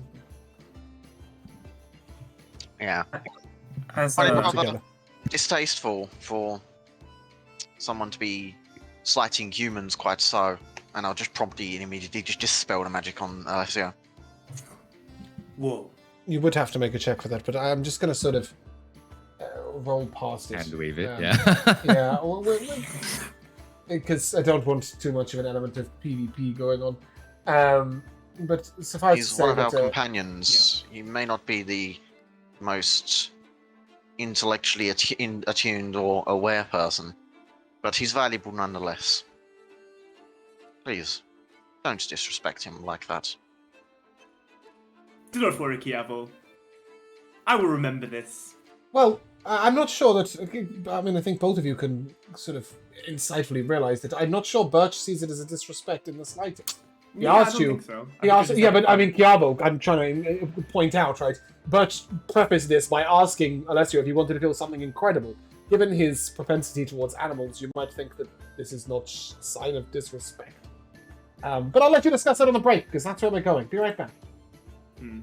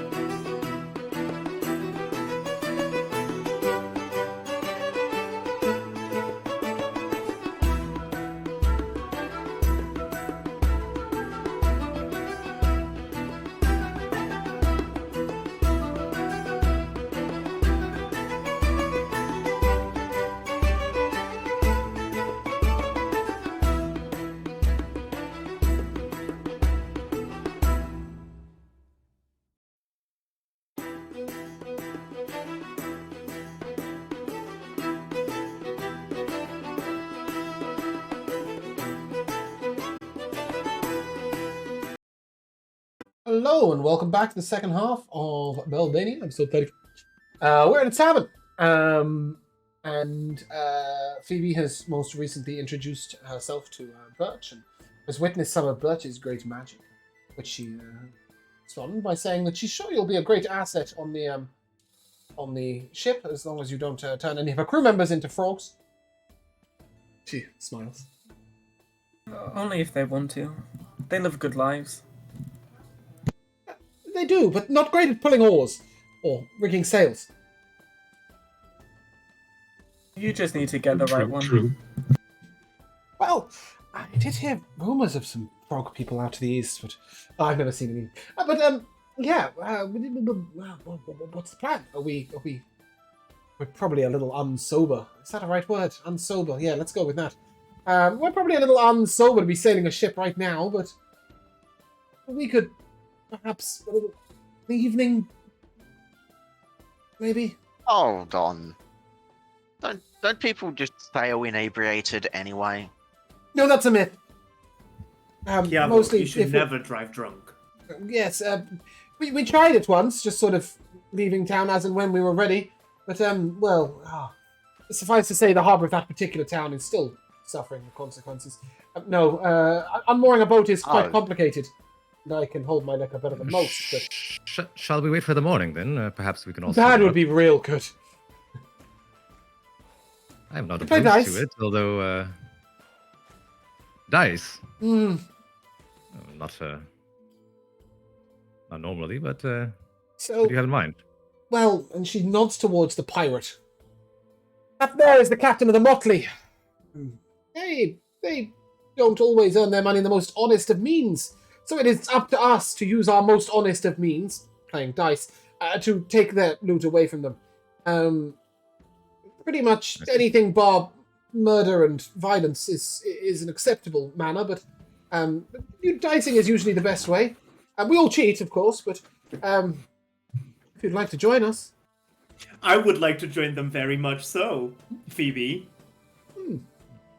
I don't know how lucky I am at myself or adept at cheating, but I know my friend at Hennick here is lucky as anyone that I've ever known. Well, I don't know about that. Hard work, you know. Well, actually, it would have been Sebastian, but he's not here right now. So. I'll pull my special dice, Mm-hmm. which I was given by James when I first Well. made Alessio, but I haven't had the chance to use yet. So Ah. I'll pull them out. Interesting. Okay. I'm not going to tell you guys what they do yet. I'm just gonna- Okay. Unfortunately, we're probably not going to particularly engage too much in the actual mechanics of the dice game. Oh. But is everybody partaking? Anybody not partaking? Does anybody think they wouldn't? Birch, you're a no. Yeah, I'm not partaking. Lion person. That's a good way of addressing Jamal, isn't it? Lion person, are you rolling dice? I don't think I'll roll, but I had something in mind. Oh, you'd like to if they manipulate really someone wanted else's to go rolls. and pilfer some pockets. Okay. Oh. And Hennick, would you partake in dice rolling games? I mean, only for extraordinarily small amounts of money. Okay, so no, you're not at this table. Probably not. Yeah. No, so you'll notice the Phoebe sort of takes out a beautiful sapphire embellished necklace, Ooh. drops it on the table, and in return a pouch sort of heavily slams the table from the Motley crew. And he's sort of, oh, new players, is it? New players. Somebody's got to try their luck against me. Right, come on then. Yes, pleased to meet you. I'm Torin.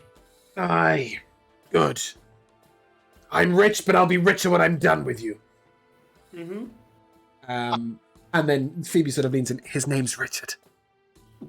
I see. Yes. And with that, he sort of gets ready and he takes out dice. And then as he sits opposite Alessio, he looks at Alessio's dice and he looks at his dice. And Alessio looks at Alessio's dice and looks at his dice. They seem Wait. awful would I- similar. Would I? Oh. I kind of wanted to give Torin my dice. Oh, and let okay, him all go that. first. Yeah, that can be fine. But Alessio, you will swiftly notice as he pulls his dice out that your dice and his dice look rather similar. Damn it. And Okay.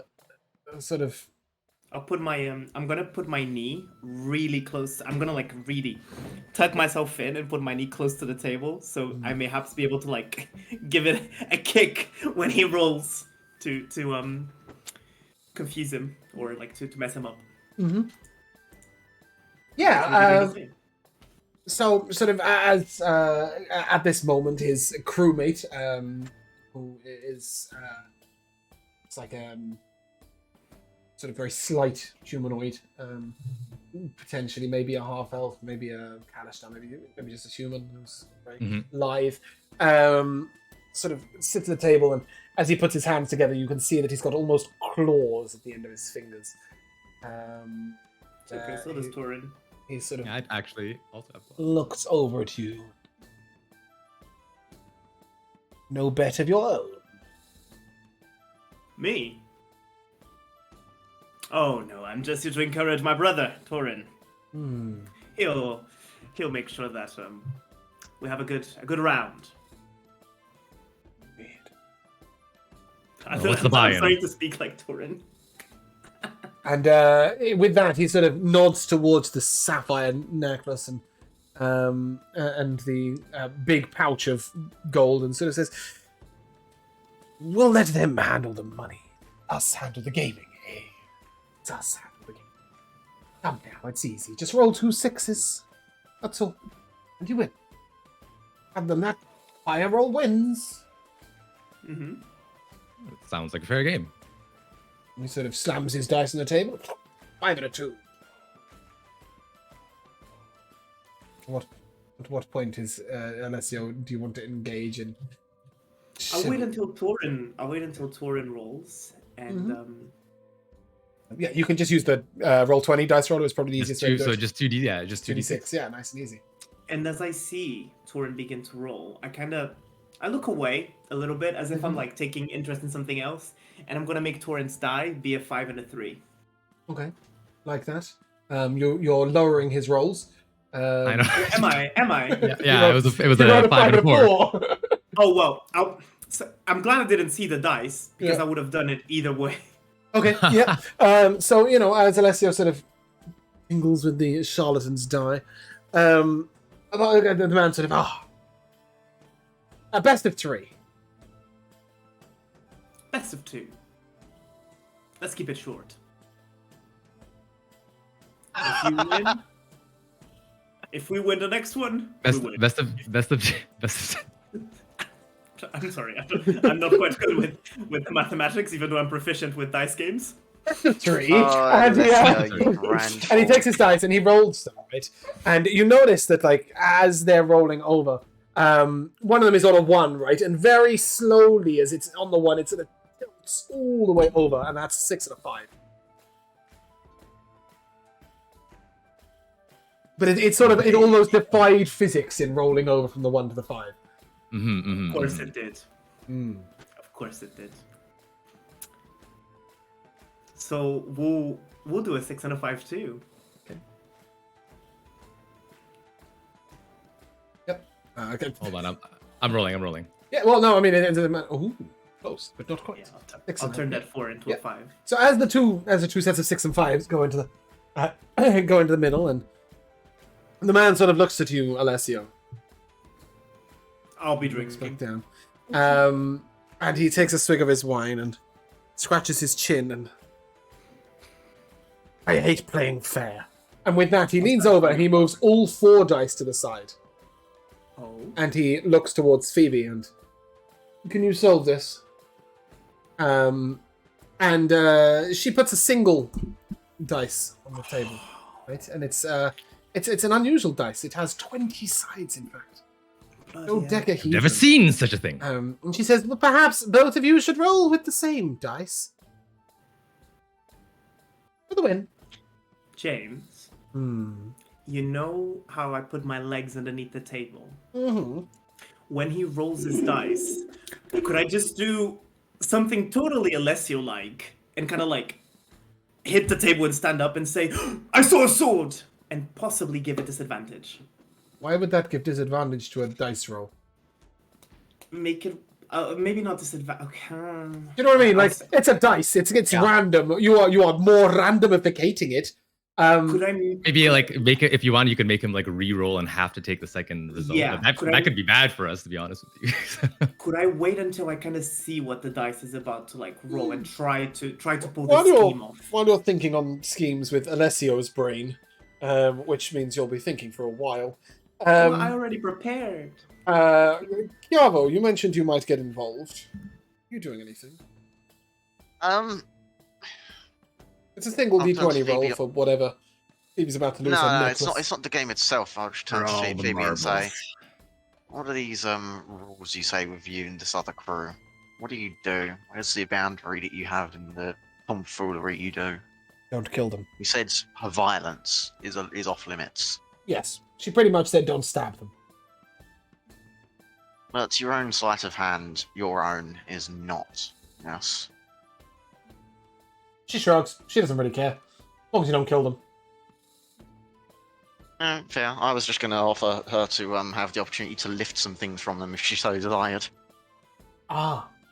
Yeah, no, she's trying to win by a dice right now. I wonder if you're manipulating the dice. So yeah, Oh, no.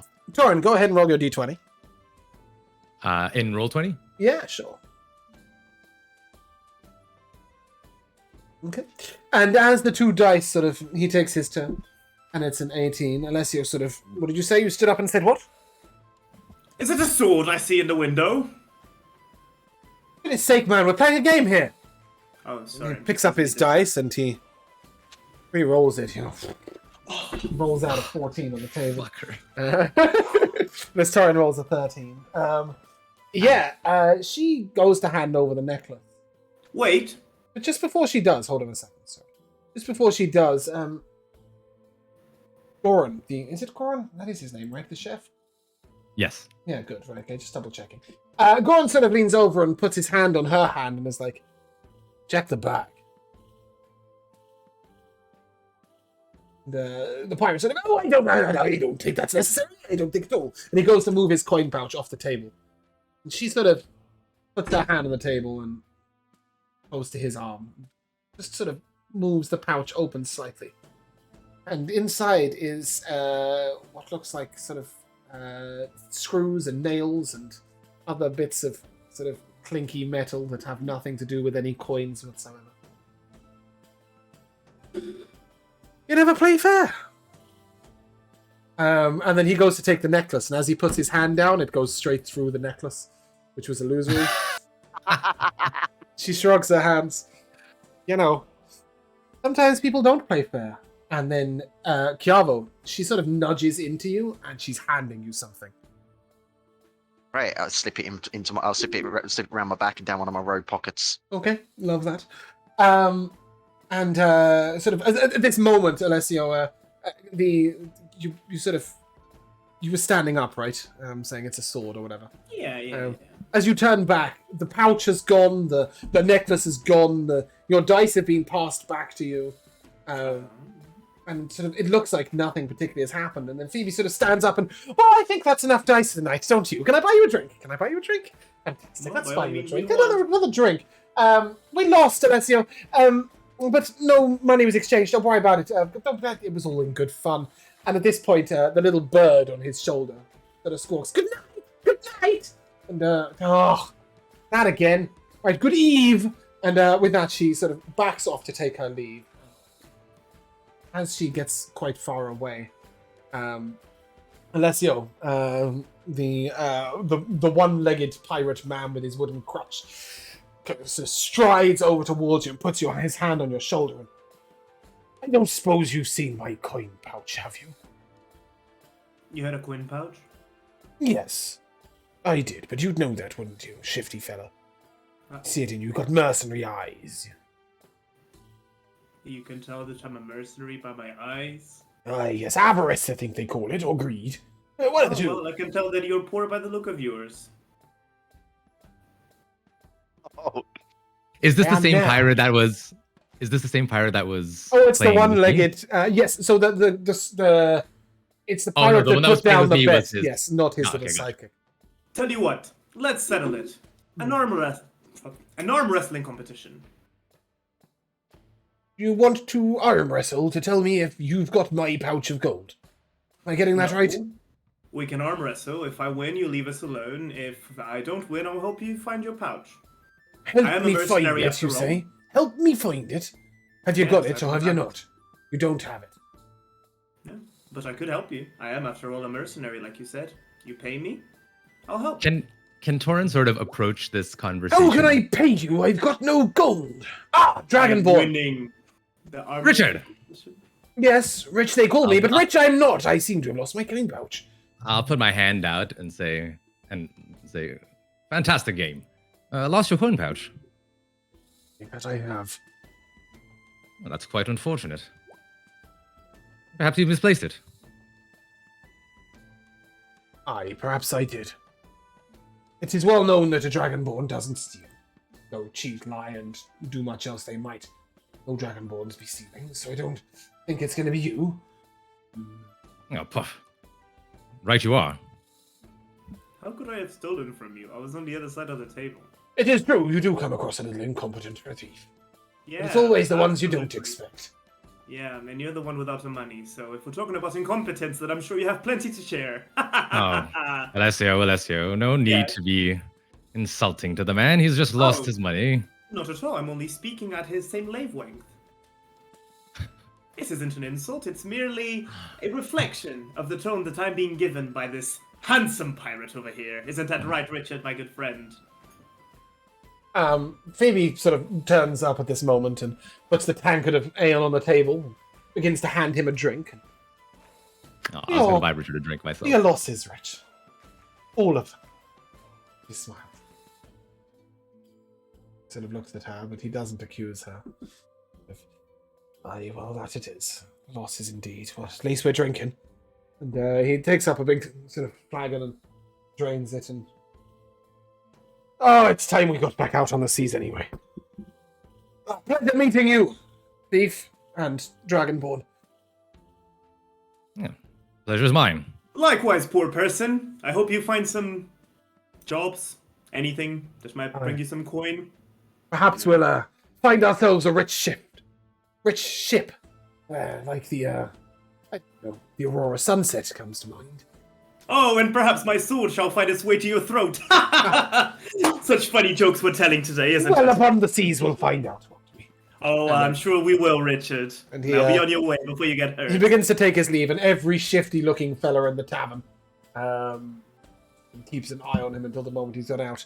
And then Phoebe immediately sort of reaches out to Chiavo, like with her hand open. Oh, come on! What has he got? Slink the bag out of the back pocket and just place it straight into a palm. Okay. Well, I'm Uh, most certainly impressed. And she opens the bag, and immediately it looks like it's full of gold and diamonds, sapphires and gems, and all sorts of rich, expensive goods. Nice. She sort of gestures for you to take what you want out of it.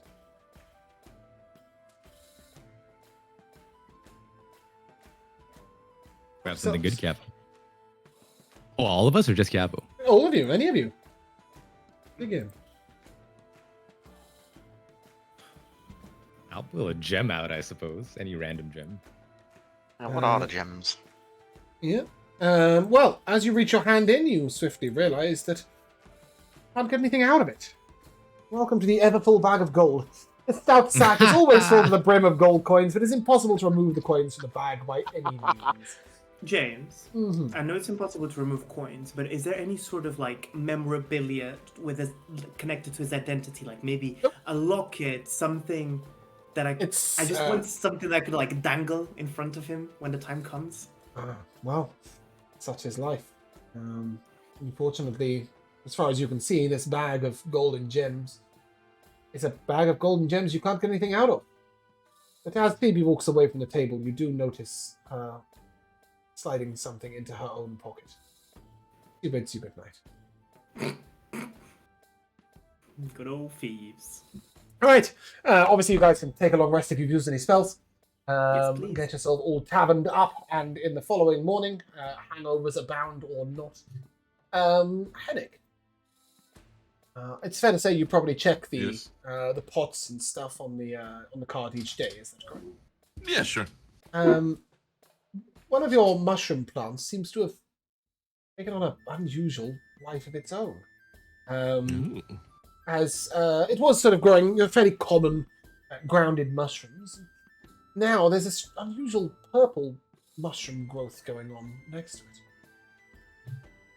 Ooh.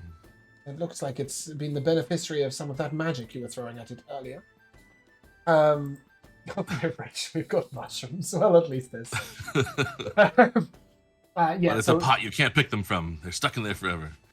so the regular mushrooms still just come under fresh vegetables, which you were growing anyway. Sure. But this loads for me. You will find that you've grown Amanita. Right. So the mushroom has the rare ability to regrow its cap in just a few weeks. I'm really sorry, it's blue, not purple.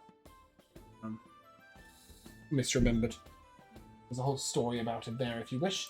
Yeah. It's also, you would be able to give a sample to Chiavo if you wish.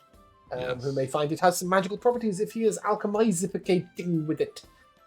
Yeah. Oh, fantastic. I would very much like to take the time to examine that. Yep. As you guys are on the boat, I'm sure you'll be doing some alchemy of your own on the boat, and over time you will realize that the mushroom has the capability of bestowing the ability to breathe underwater. Oh. When combined with it's the ingredient you use in your stamina potions. Bloodgrass, is it? Might be bloodgrass. There was two ingredients in a bloodgrass one though, so. In the stamina potion. I think you've got some ephedra Yeah, it in was there somewhere. bloodgrass and emetic wax. Yeah, so no, it's the bloodgrass. When combined with the Okay. bloodgrass, you'll be able to make a potion of water breathing. With these mushrooms that Hennig is growing. As yet, he's only got 2 that you can use, so you can only make 2 potions. But by the time you arrive, where are we sailing to? Sorry, I think we did ask you, and then we got cut off by a conversation about polymorph. yeah. Yeah, where are we sailing to? Somebody's picking an inland area. That's probably not going to happen on the boat. I think the original plan was to follow the coast over here, Mhm. and to either to go Okay. here to Voralia or to go through here. I think. And what Sounds about good. what Birch told you when Birch arrived? Sorry, Joe. What?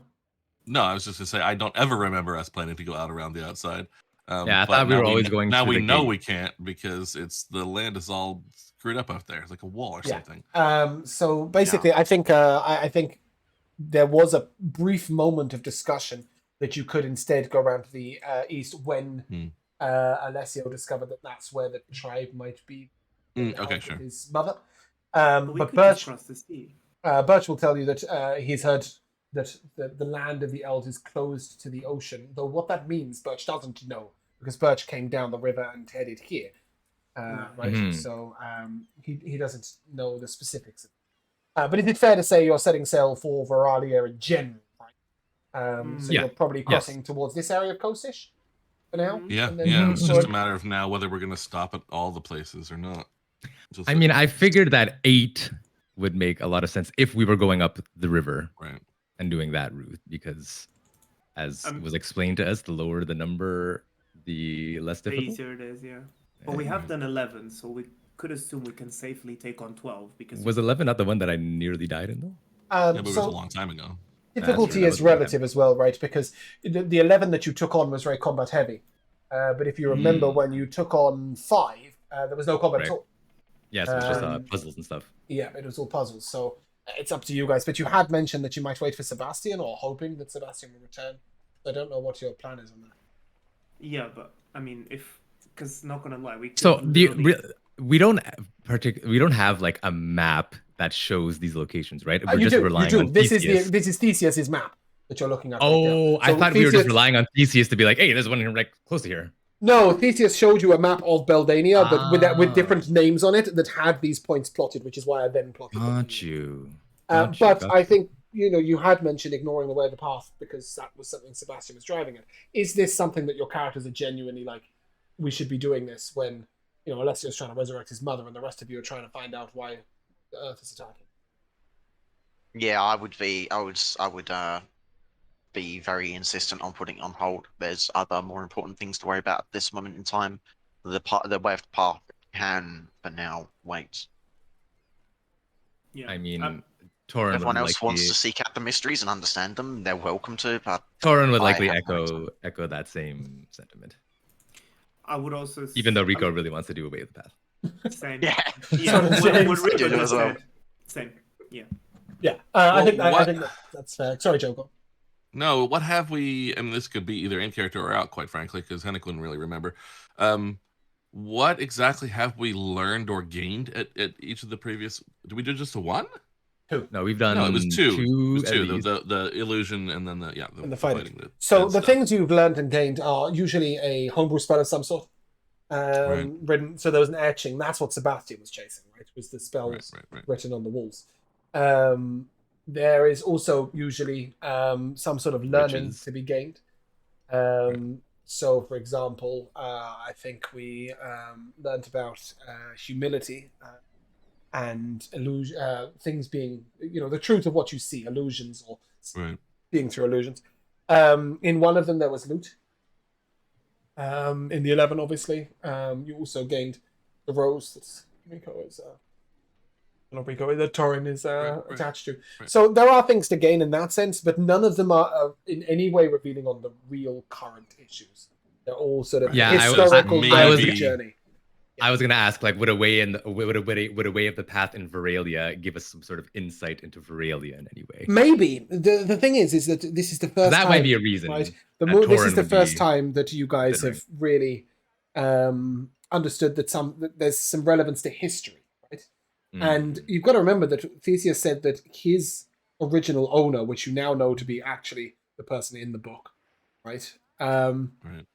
Followed this way of the path once. So the way of the path predates the moon elf that went into this book. So that is worth remembering. So you might be right. There may well be some insight in Veralia to using the way of the path. Unlikely to be in Halion. Yes. But yeah, there is definitely, these are very, very old things. Although if you remember, number 11 was taken over much more recently by undead, right? That wasn't the original format of the time. It's just whether do we need to go to a fair number of these in order to be strong enough to deal with whatever the current problem is, even though they may not be relevant to the current problem. certainly From a DM yeah. perspective, that is quite probably why they're present. From a player perspective, I'm not sure your characters are at that moment quite yet. Yeah. Right? Because right now you're investigating. You're not trying to fight the forces of evil, are you? You're trying to investigate what the fuck's going on. Right. Yeah. Who we're fighting. Yeah, so Phoebe will ask you, do you want to sail up the Ereswavian River? Or perhaps just cross the coast and see what we find when we reach the beach? We can do both. I will admit a beach does sound nice. Yeah, I Beaches of wouldn't go too Veralia far out are- of the way What? of the Sorry. river. I wouldn't go too far out of the way of the river, so we can head that way. I think that's the most likely. Aye, the beaches of Veralia are a little different to your average beaches. There's no sand on these. Yeah, how unfortunate. Worth seeing if nothing else. I with- only say that because sand is good for polishing the scales, That it is. The dragons love it. With that, your donkey-looking boat starts to cross the ocean. You'll get 3 days. I'm going to fast forward past these 3 days. But suffice to say that alchemy was done. You can make 2 potions of water breathing. Jamal, and you can Fantastic. also make 2 potions of healing, though I need an alchemy roll to find out how good they are. Just quickly, Birch, what do you do while the boat is... Have you been? Well, you've been on a boat because you came here on a boat. What does Birch do while on the boat?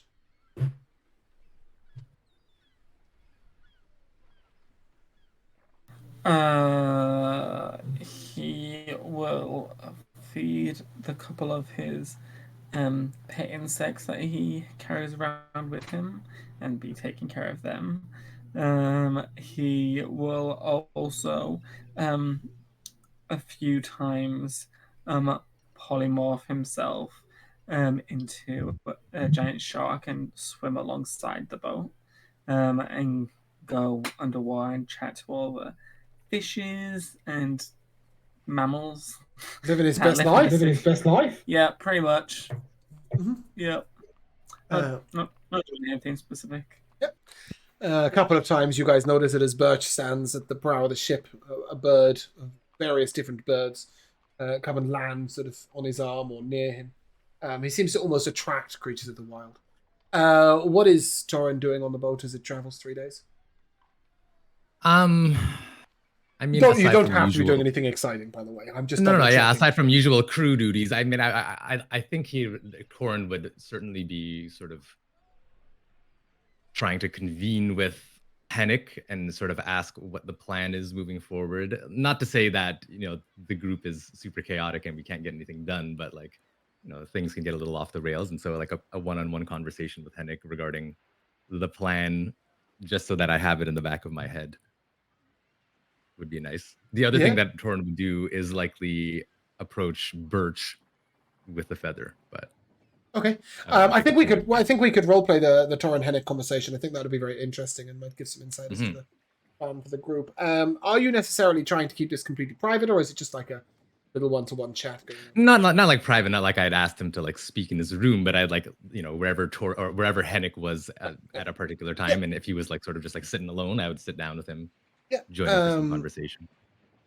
So as Hennick, as Torin joins you, perhaps in the galley after a meal, or prior to a meal, two of you sat there. What's the chatting? Oh, what's going on, Torin? I'm just enjoying this meal of ours, pondering a little bit. What is our move, Hennick?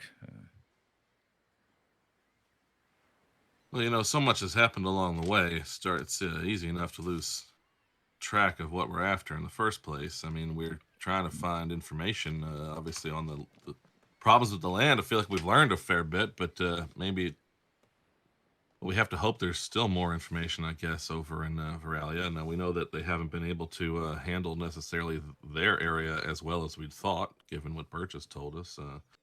But, I mean, they are elves, and at least we know there's something going on now with these older sort of their folk, and maybe they know something more about that than we've learned so far. But fair enough. I guess just head in towards I think we were just going to like the capital, and then like they have like another group that's near there. Well, so more druidy, but that's so I have the name Terethis. Terethis is at Serendalum. It's one of the mage circle, or druid circle. Sorry, not mage circle. Right. Druid circle. Keeps himself a little removed from Serendalum. He was seen as a bit of a reject or a bit of an oddball. His opinions often aren't very well listened to, but you were advised to ask for his advice. Obviously, Serendalum is in the north. Yeah. In the north Would Birch know Terethis? No. Okay. So Birch operates on the border and has done for his entire life, right? So Yeah. basically, all the way up here, That's he's a why I boundary figured warden. like He spent might all not his really time know like in this this random little dude. area. Yeah. Sorry for those of you on camera, but those of you who are looking for this on stream is what I was trying to say. But yeah, basically, guys, that area. Yeah. So no, but Birch would know of various different druid circles going on.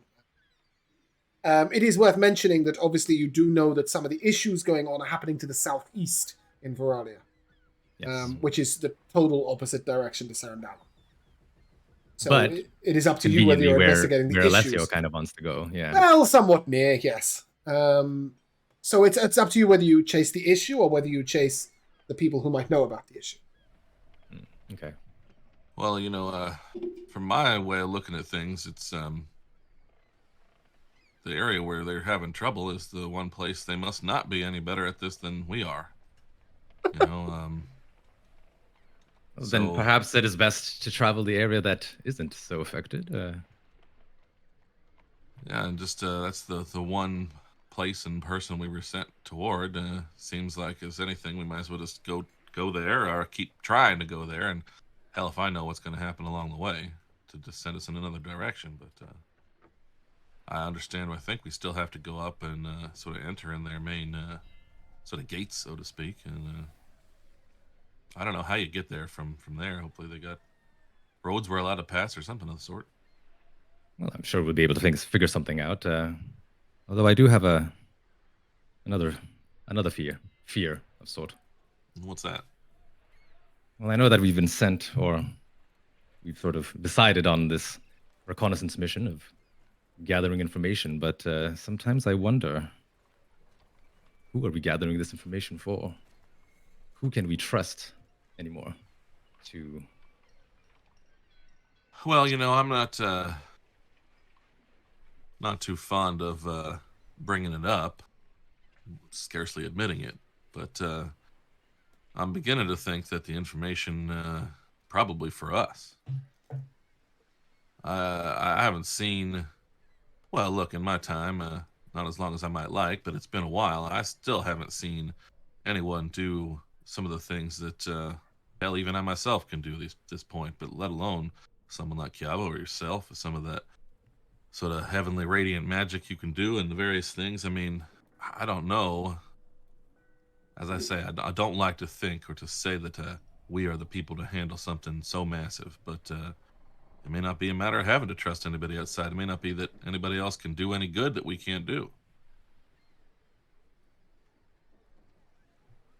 Torin will sort of nod in reflection and sort of at the same time look proud to have this burden bestowed on him, but a little frightened considering he's a bit younger than Henrik, and no one wants to die.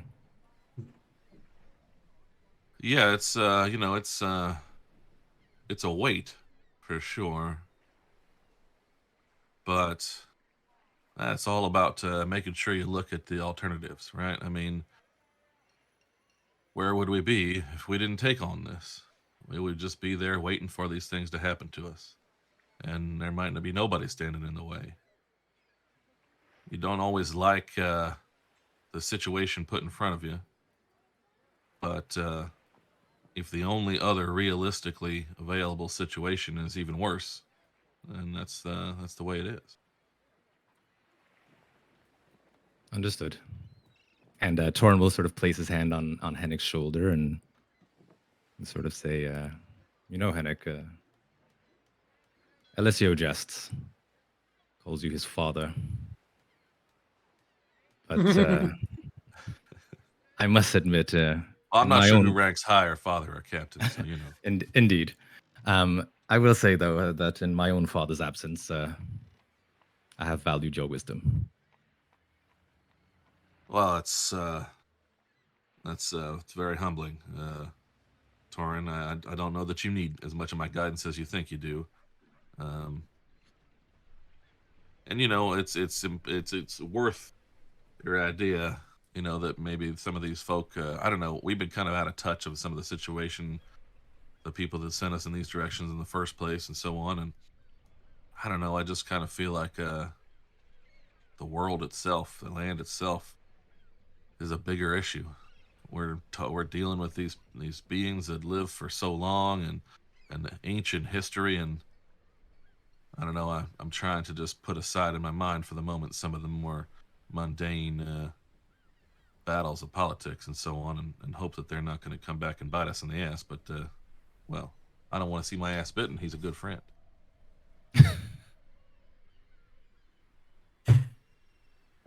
Letting that conversation lie. Kiavo, 2 greater potions of healing. Fantastic. Did I gain anything from my sort of research into making these water-breathing potions, or no progress this time around? You know now how to make water-breathing potions. Fair enough. Oh, you mean like did your alchemy gain from this? Yeah. Did I push any? No, I don't think. No, I don't think so. You just sort of identified an ingredient. That's fine.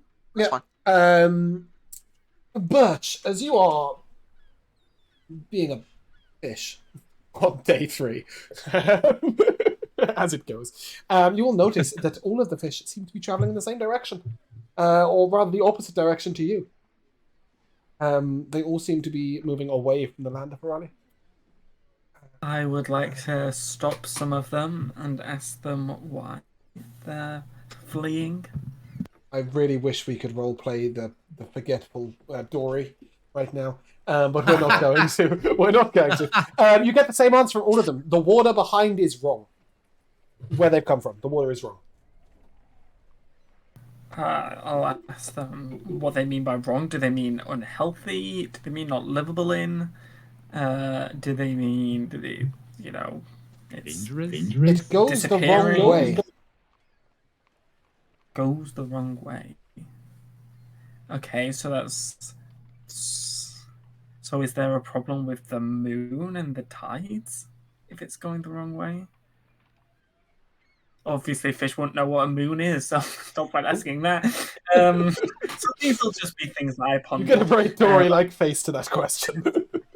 And then I'll thank one of them, and then I mean I can turn into the different kinds of fishes. But if I happen to be a carnivorous one, I'll eat one of the fishes. That's nice. No, I'll. The circle of life. Yeah. And I just wanted it to be known that if I could do a good Australian accent, all fish life in my worlds would have Australian accents. But I can't. So Yes, and I would also mate. tell them that. I would also tell them that if I am a shark, I will tell them that fish are food and not friends. Sure. Yeah, that's true. Fish. The Nemo reference, James. You can't just bring up Dory and not get references. Yeah, no, I know it's tragic. Regardless, the fish will all tell you it's wrong. And indeed, it's Alessio who is first alerted to this. As sort of quite late at night, on the night of the third night, when you're expecting to arrive on the fourth morning. Alessio, you are woken by a call quite close to your chamber, saying, "Captain, Captain!" Asleep. Well, what, at 3 o'clock in the morning? Why not? So Alessio decided not to sleep now. He's really struggling to sleep lately. Oh, okay. Well, regardless, whether you were I mean, just I sort can of tell all the reasons, but like, let's do it. Later. whether you were just sort of tossing about in your boat or whatever, in your bunk or whatever, you hear, "Captain, Captain, you need to see this. You need to see this now." Yes. Yes, no, not you. I don't respond to Captain. No, but you will hear the shout, and you all need to see this. Everybody, get up, get out! The shout is coming from Nassak, is it? The ship's awake carpenter, Torin. in fact. The lookout? Nassan. Oh. Nassan. No, the ship's carpenter. I'm sure everyone will be awake, but like, I'll wake Torin up right away. Yeah. And, do my rounds. Well, as you all come out, Nassan tells you that he was working on the mast, and when he looked out to the east, he saw what appeared to be a wall of water. And indeed, as you move up closely, there is a 100-foot waterfall going in the wrong direction, coming out of the sea.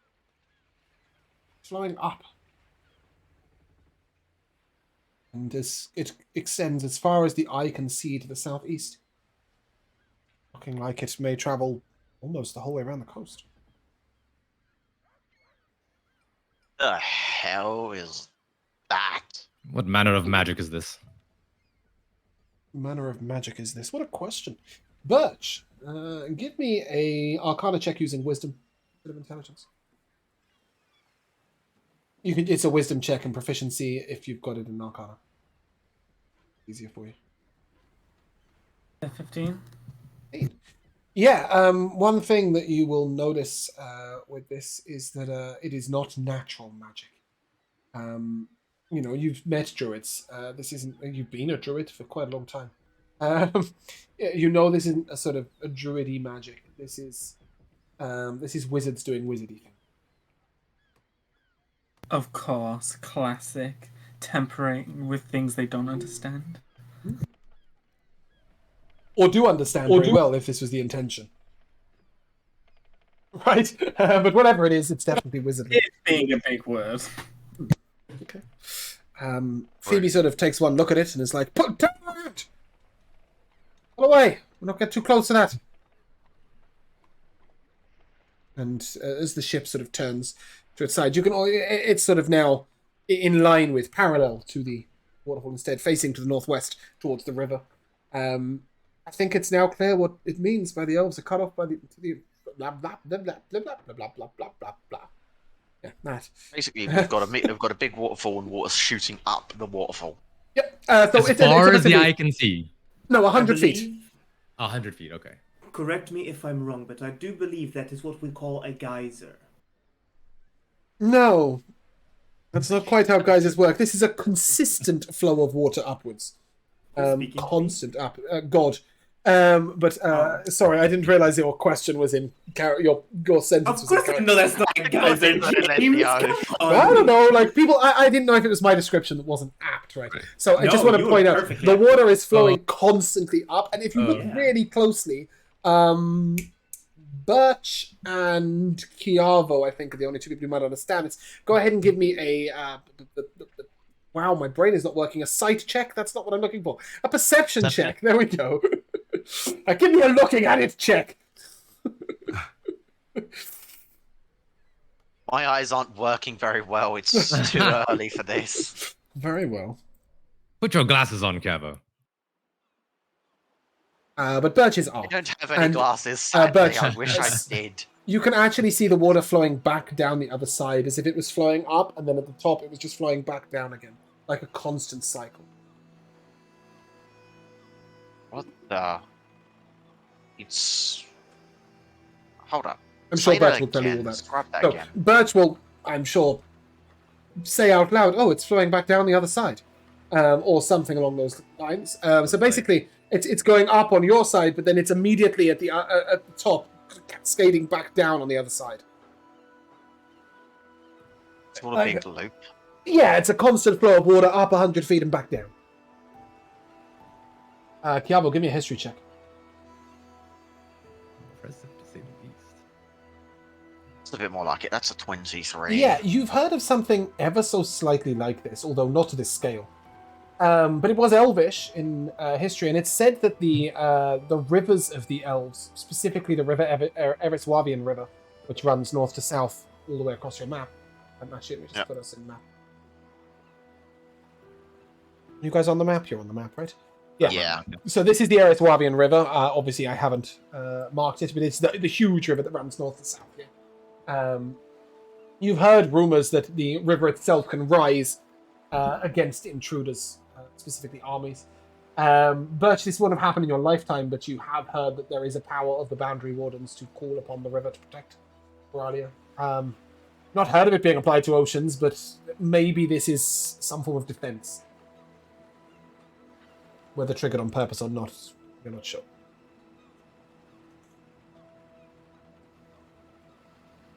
Or I say we need to find out why. Vivi sort of turns to Hennick and... The river? Yeah, I guess we better see if it's happening over there as well. If it's not, then that's obviously the way we gotta go. And indeed, I'm sure that you will all stand on the ship, looking at... Well, I mean, I'd be very worried if you weren't standing on the ship. But you'll all stand on the deck, is what I was looking for. I'll Watching... just lay down on the deck. I'll break watching the the roll. water, and indeed, as you come to almost the point of where the river meets sea, it stops. Is it like 5 a.m. now? No, it's probably about 11, 12 o'clock. That's a Oh. long journey. That's like 6 hours. Going up to the north side. Sorry. So I didn't wake up at 3 a.m. I was just okay. Cool. No, you did, but then you came out, you saw the water happening, and then like it's quite a long journey to go from here, which is where we were, to up here. There. Yeah, because obviously it took Oh, okay, 3 so- days to get from Ilva Cornice Gotcha. to there. Sorry. Yeah. Yeah. It's Sorry. just these are long distances, right? That's 770 Yeah. miles. That's this is another 310 miles. Quite a long journey. So we're all kind of in the deck right now. Mm-hmm. Oh, well. And you notice that as soon as you approach the mouth of the river, the waterfall is no longer taking place in the span of the river. The river's very wide, very, very wide. Sort of, if you were in the middle of the river, you can see both shores, but they're not particularly close together. And you'll finally see what they mean by a Veralian beach or an elven beach, because these are like cliff faces of rock that are rife with life. There are plants growing all the way up, and out of them there are little nooks and crannies and animals and different birds landed all over there. There are roots of trees cropping out from bits of rock while other plants climb down it like ivy. It is it's not landable at. Instead, you do notice a little further up the river there are a couple of moments where these sort of gullies lead into little nooks at the ground level, which are again quite rocky, but you could potentially anchor a boat at and land on the ground. But there is no beach per se. It's like thick forest.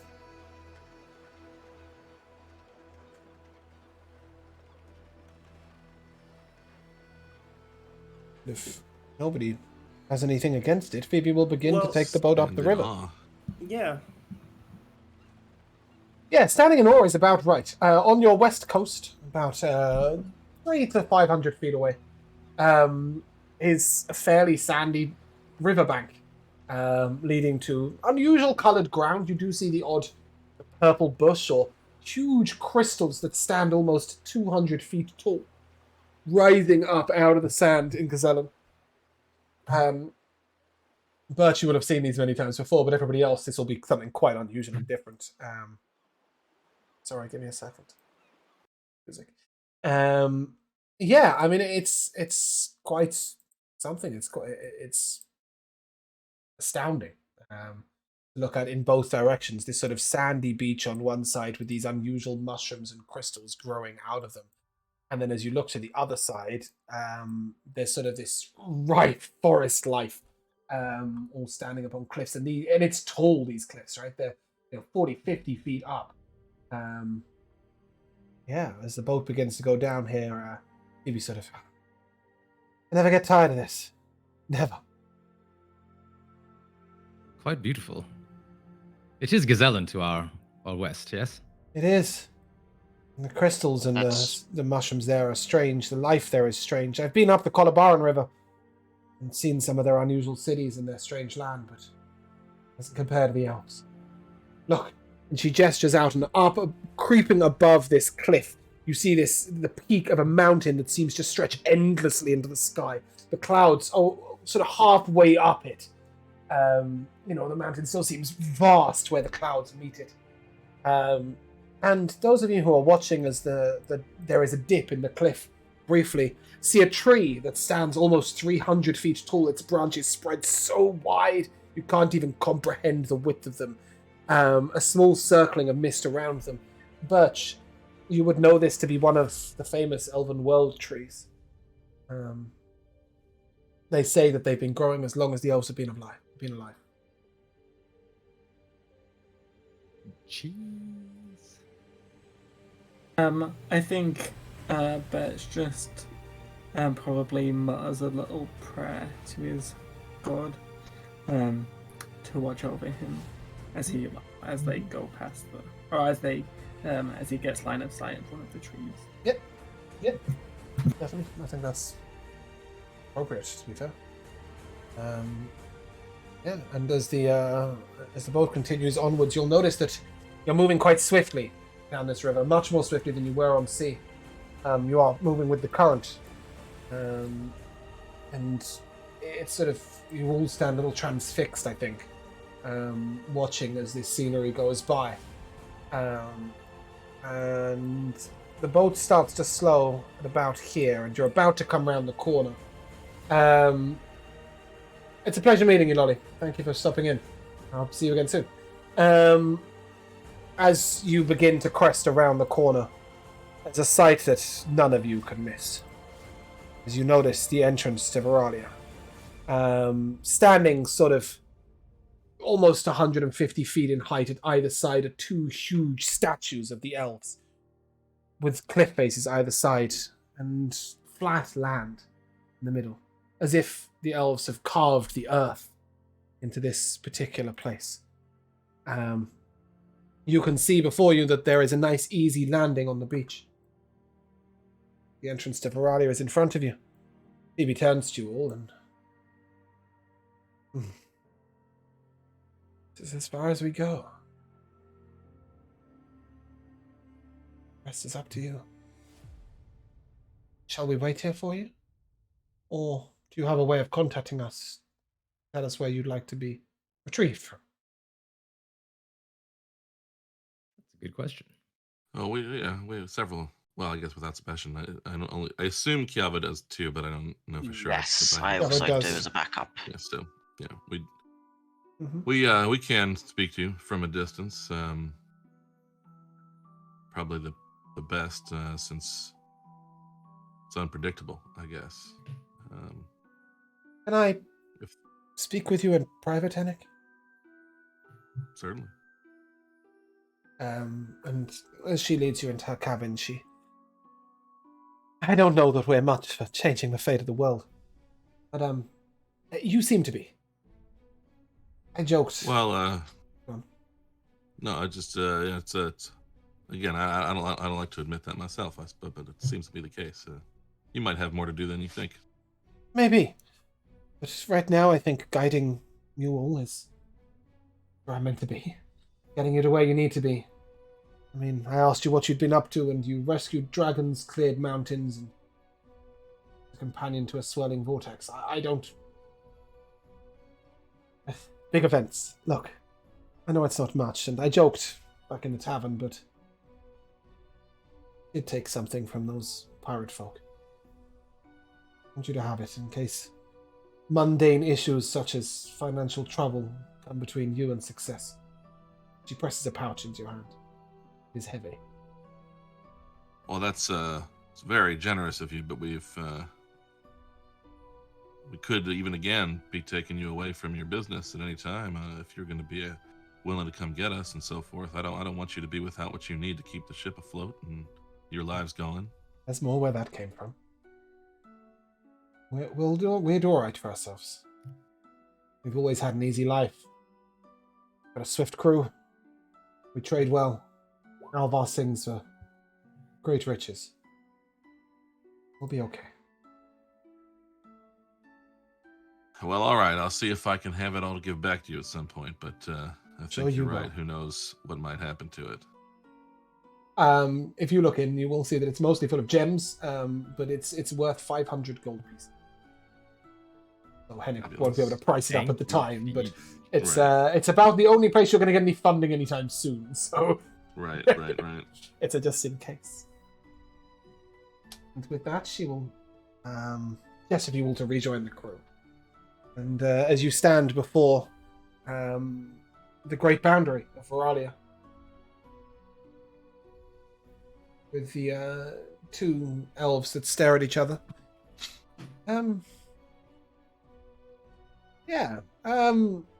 Theseus, give me well, don't even give me a check, actually, I'll just tell you. You can't help but notice that the elf on the right looks suspiciously similar to the image that Theseus gave you of a wild elf. In the mountains or in the cliff or the image? Sorry, you're not saying anything. I can't hear you. What? You're saying something, and I just didn't hear anything now. You can't help but notice that one of the two images of these elves that is carved out into these statues looks suspiciously like the image of a wild elf that Theseus showed you when you were trying to use Alter Self to enter into the rift. Oh, The door. that's interesting. It also looks a little like Birch. What elf? The other elf, however, looks very much like a high elf, like a traditional high elf that you've seen. Much more pointed in brow, prominent in ear, sharper, more angular features. Although in the past it's always been assumed by Birch specifically, as well as many other elves, that these are the high elves and the wood elves. You can't help but think that maybe they're not. And on that note, that is where we're going to end today's session. Oh, interesting. And we will come to the timeless tradition of MVPs. I shall start where I finished, which I believe was with Bruno. I'm guessing we're not gonna go back to these people in the ship next session. On the ship next session? No, hell no. No. So like this session is the last we're gonna see of them. Well, only Well, if you probably. die in For a while. Veralia. For a while. Yes, for a while. Okay, then I have like a little MVP, which is like a little story I told in my head over the last 3 days. Him and Layla have really been bonding, and as they're saying goodbye, and he kind of cries a little bit because like that's the only other person that he knows that can like understand him, because he never really spoke about like his feelings towards other people. So he cries a little bit saying goodbye to her. So that was my MVP about this little story I had playing in my head. But I really liked the way you introduced certain characters that really made us highlight our character values. In particular, like with the dragon, where it was kind of like, where do we maintain the respect for this being while keeping our own dignity? Like what matters most? And I love that. And again, the whole scene with the captain and Kiavo stealing the coins and him blaming Alessia was just hilarious for me. I love that. Wasn't even Kiava that stole the coins, it was Phoebe. But my like MVP of all the session was when Henrik said what he said to the dragon. Oh yeah, show that dragon some sass. I enjoyed that too. If you watch that again, you can literally see me like pumping my fist and celebrating because I was just so happy. I was with you. Josh. Yeah, I really liked that that conversation too, but for a different reason. I really liked that the dragon was kind of above it all and didn't care to give that much information, and to, you know, when he was done with the conversation, off he went. I quite liked that we had an NPC, even though he did help us, because he did give us some information and he did then give us a ride inadvertently. Well, he didn't, but yes. Nice. He didn't, but yes. Yeah, but, you know, it's nice having those NPCs who aren't just there to help us, you know. They have their own motives and their own things to be doing. And then another one is when Torin was saying to Alessio, we don't care about ants. Why would a dragon care about us? Yeah, I was like, because that whole time, yeah, so that one was mine, because Birch is on that side of the argument, like, of course they don't care, you know. Yeah, so they're mine too. Yeah, I will add to that, Rico. That was the top of my MVP list. Was nice. Yeah, because I was trying to sort of explain it in a nice way, and you really summed it up beautifully. It was really well done. Jamal, your MVP. Oh, I'm gonna go with this one. Sort of like the exploration of the world for this time around. You know, the areas that we can potentially go that have been revealed as being like, these are really fucking weird and interesting places, and also the way that the actual impact of the world are unfolding within the campaign, like the weird anomalies with the elven lands, and, you know, the fact that there were these whirlpools. Now the whirlpools are just completely fucking gone because of the actions that were taken. You know, just seeing the subtle shifts in the world and such, it's just like, these really do have some consequences, There's some interesting things going on with this. I'm glad you feel that way. There are most definitely consequences to your actions. Definitely. Wait till you find out the shitstorm back in Harbondon. Oh god, okay. The things you didn't partake in, do you know what I mean? Yeah. In general. Yeah, I'm glad you feel that way. Rico. So for a little joke MVP, it definitely has to go to Captain. That was my next one. Yeah, go on. One of the most hilarious things. I'm sorry, we're just stealing all your MVP. I think there was a part of that though, that it wasn't necessarily that Bruno used it. It was the fact that Josh immediately latched onto it and kept it up. I was dead. Captain. I was dead.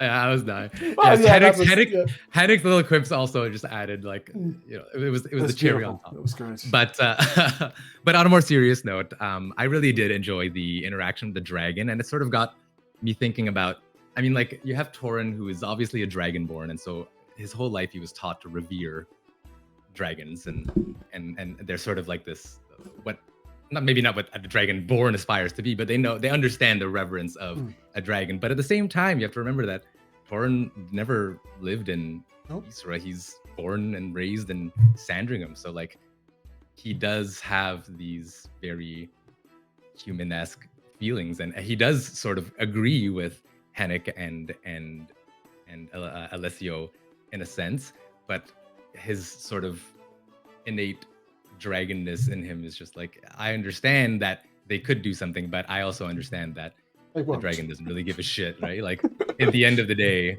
we are completely beneath this dragon, and in its eyes, whether or not we are is not that beneath, because he needed our help. Yeah. baby. But that was really cool. Very good moment. I'm glad. Joe. Yeah, I know your list is probably running thin, but I'm going to run through a couple real quick because there were a few Please do. minor things that I really liked. Josh as Birch bringing up the obvious a way into the awaken spell situation was really helpful and nice because it's one of those things that it doesn't necessarily on its own make sense for Hennick to do that. So I wasn't expecting that, and that was really awesome to sort of have that in there. Now we can play that path to figure. Can that you out. remind me about that after we've ended session? Yeah, sure. Yeah, thanks. Carry on.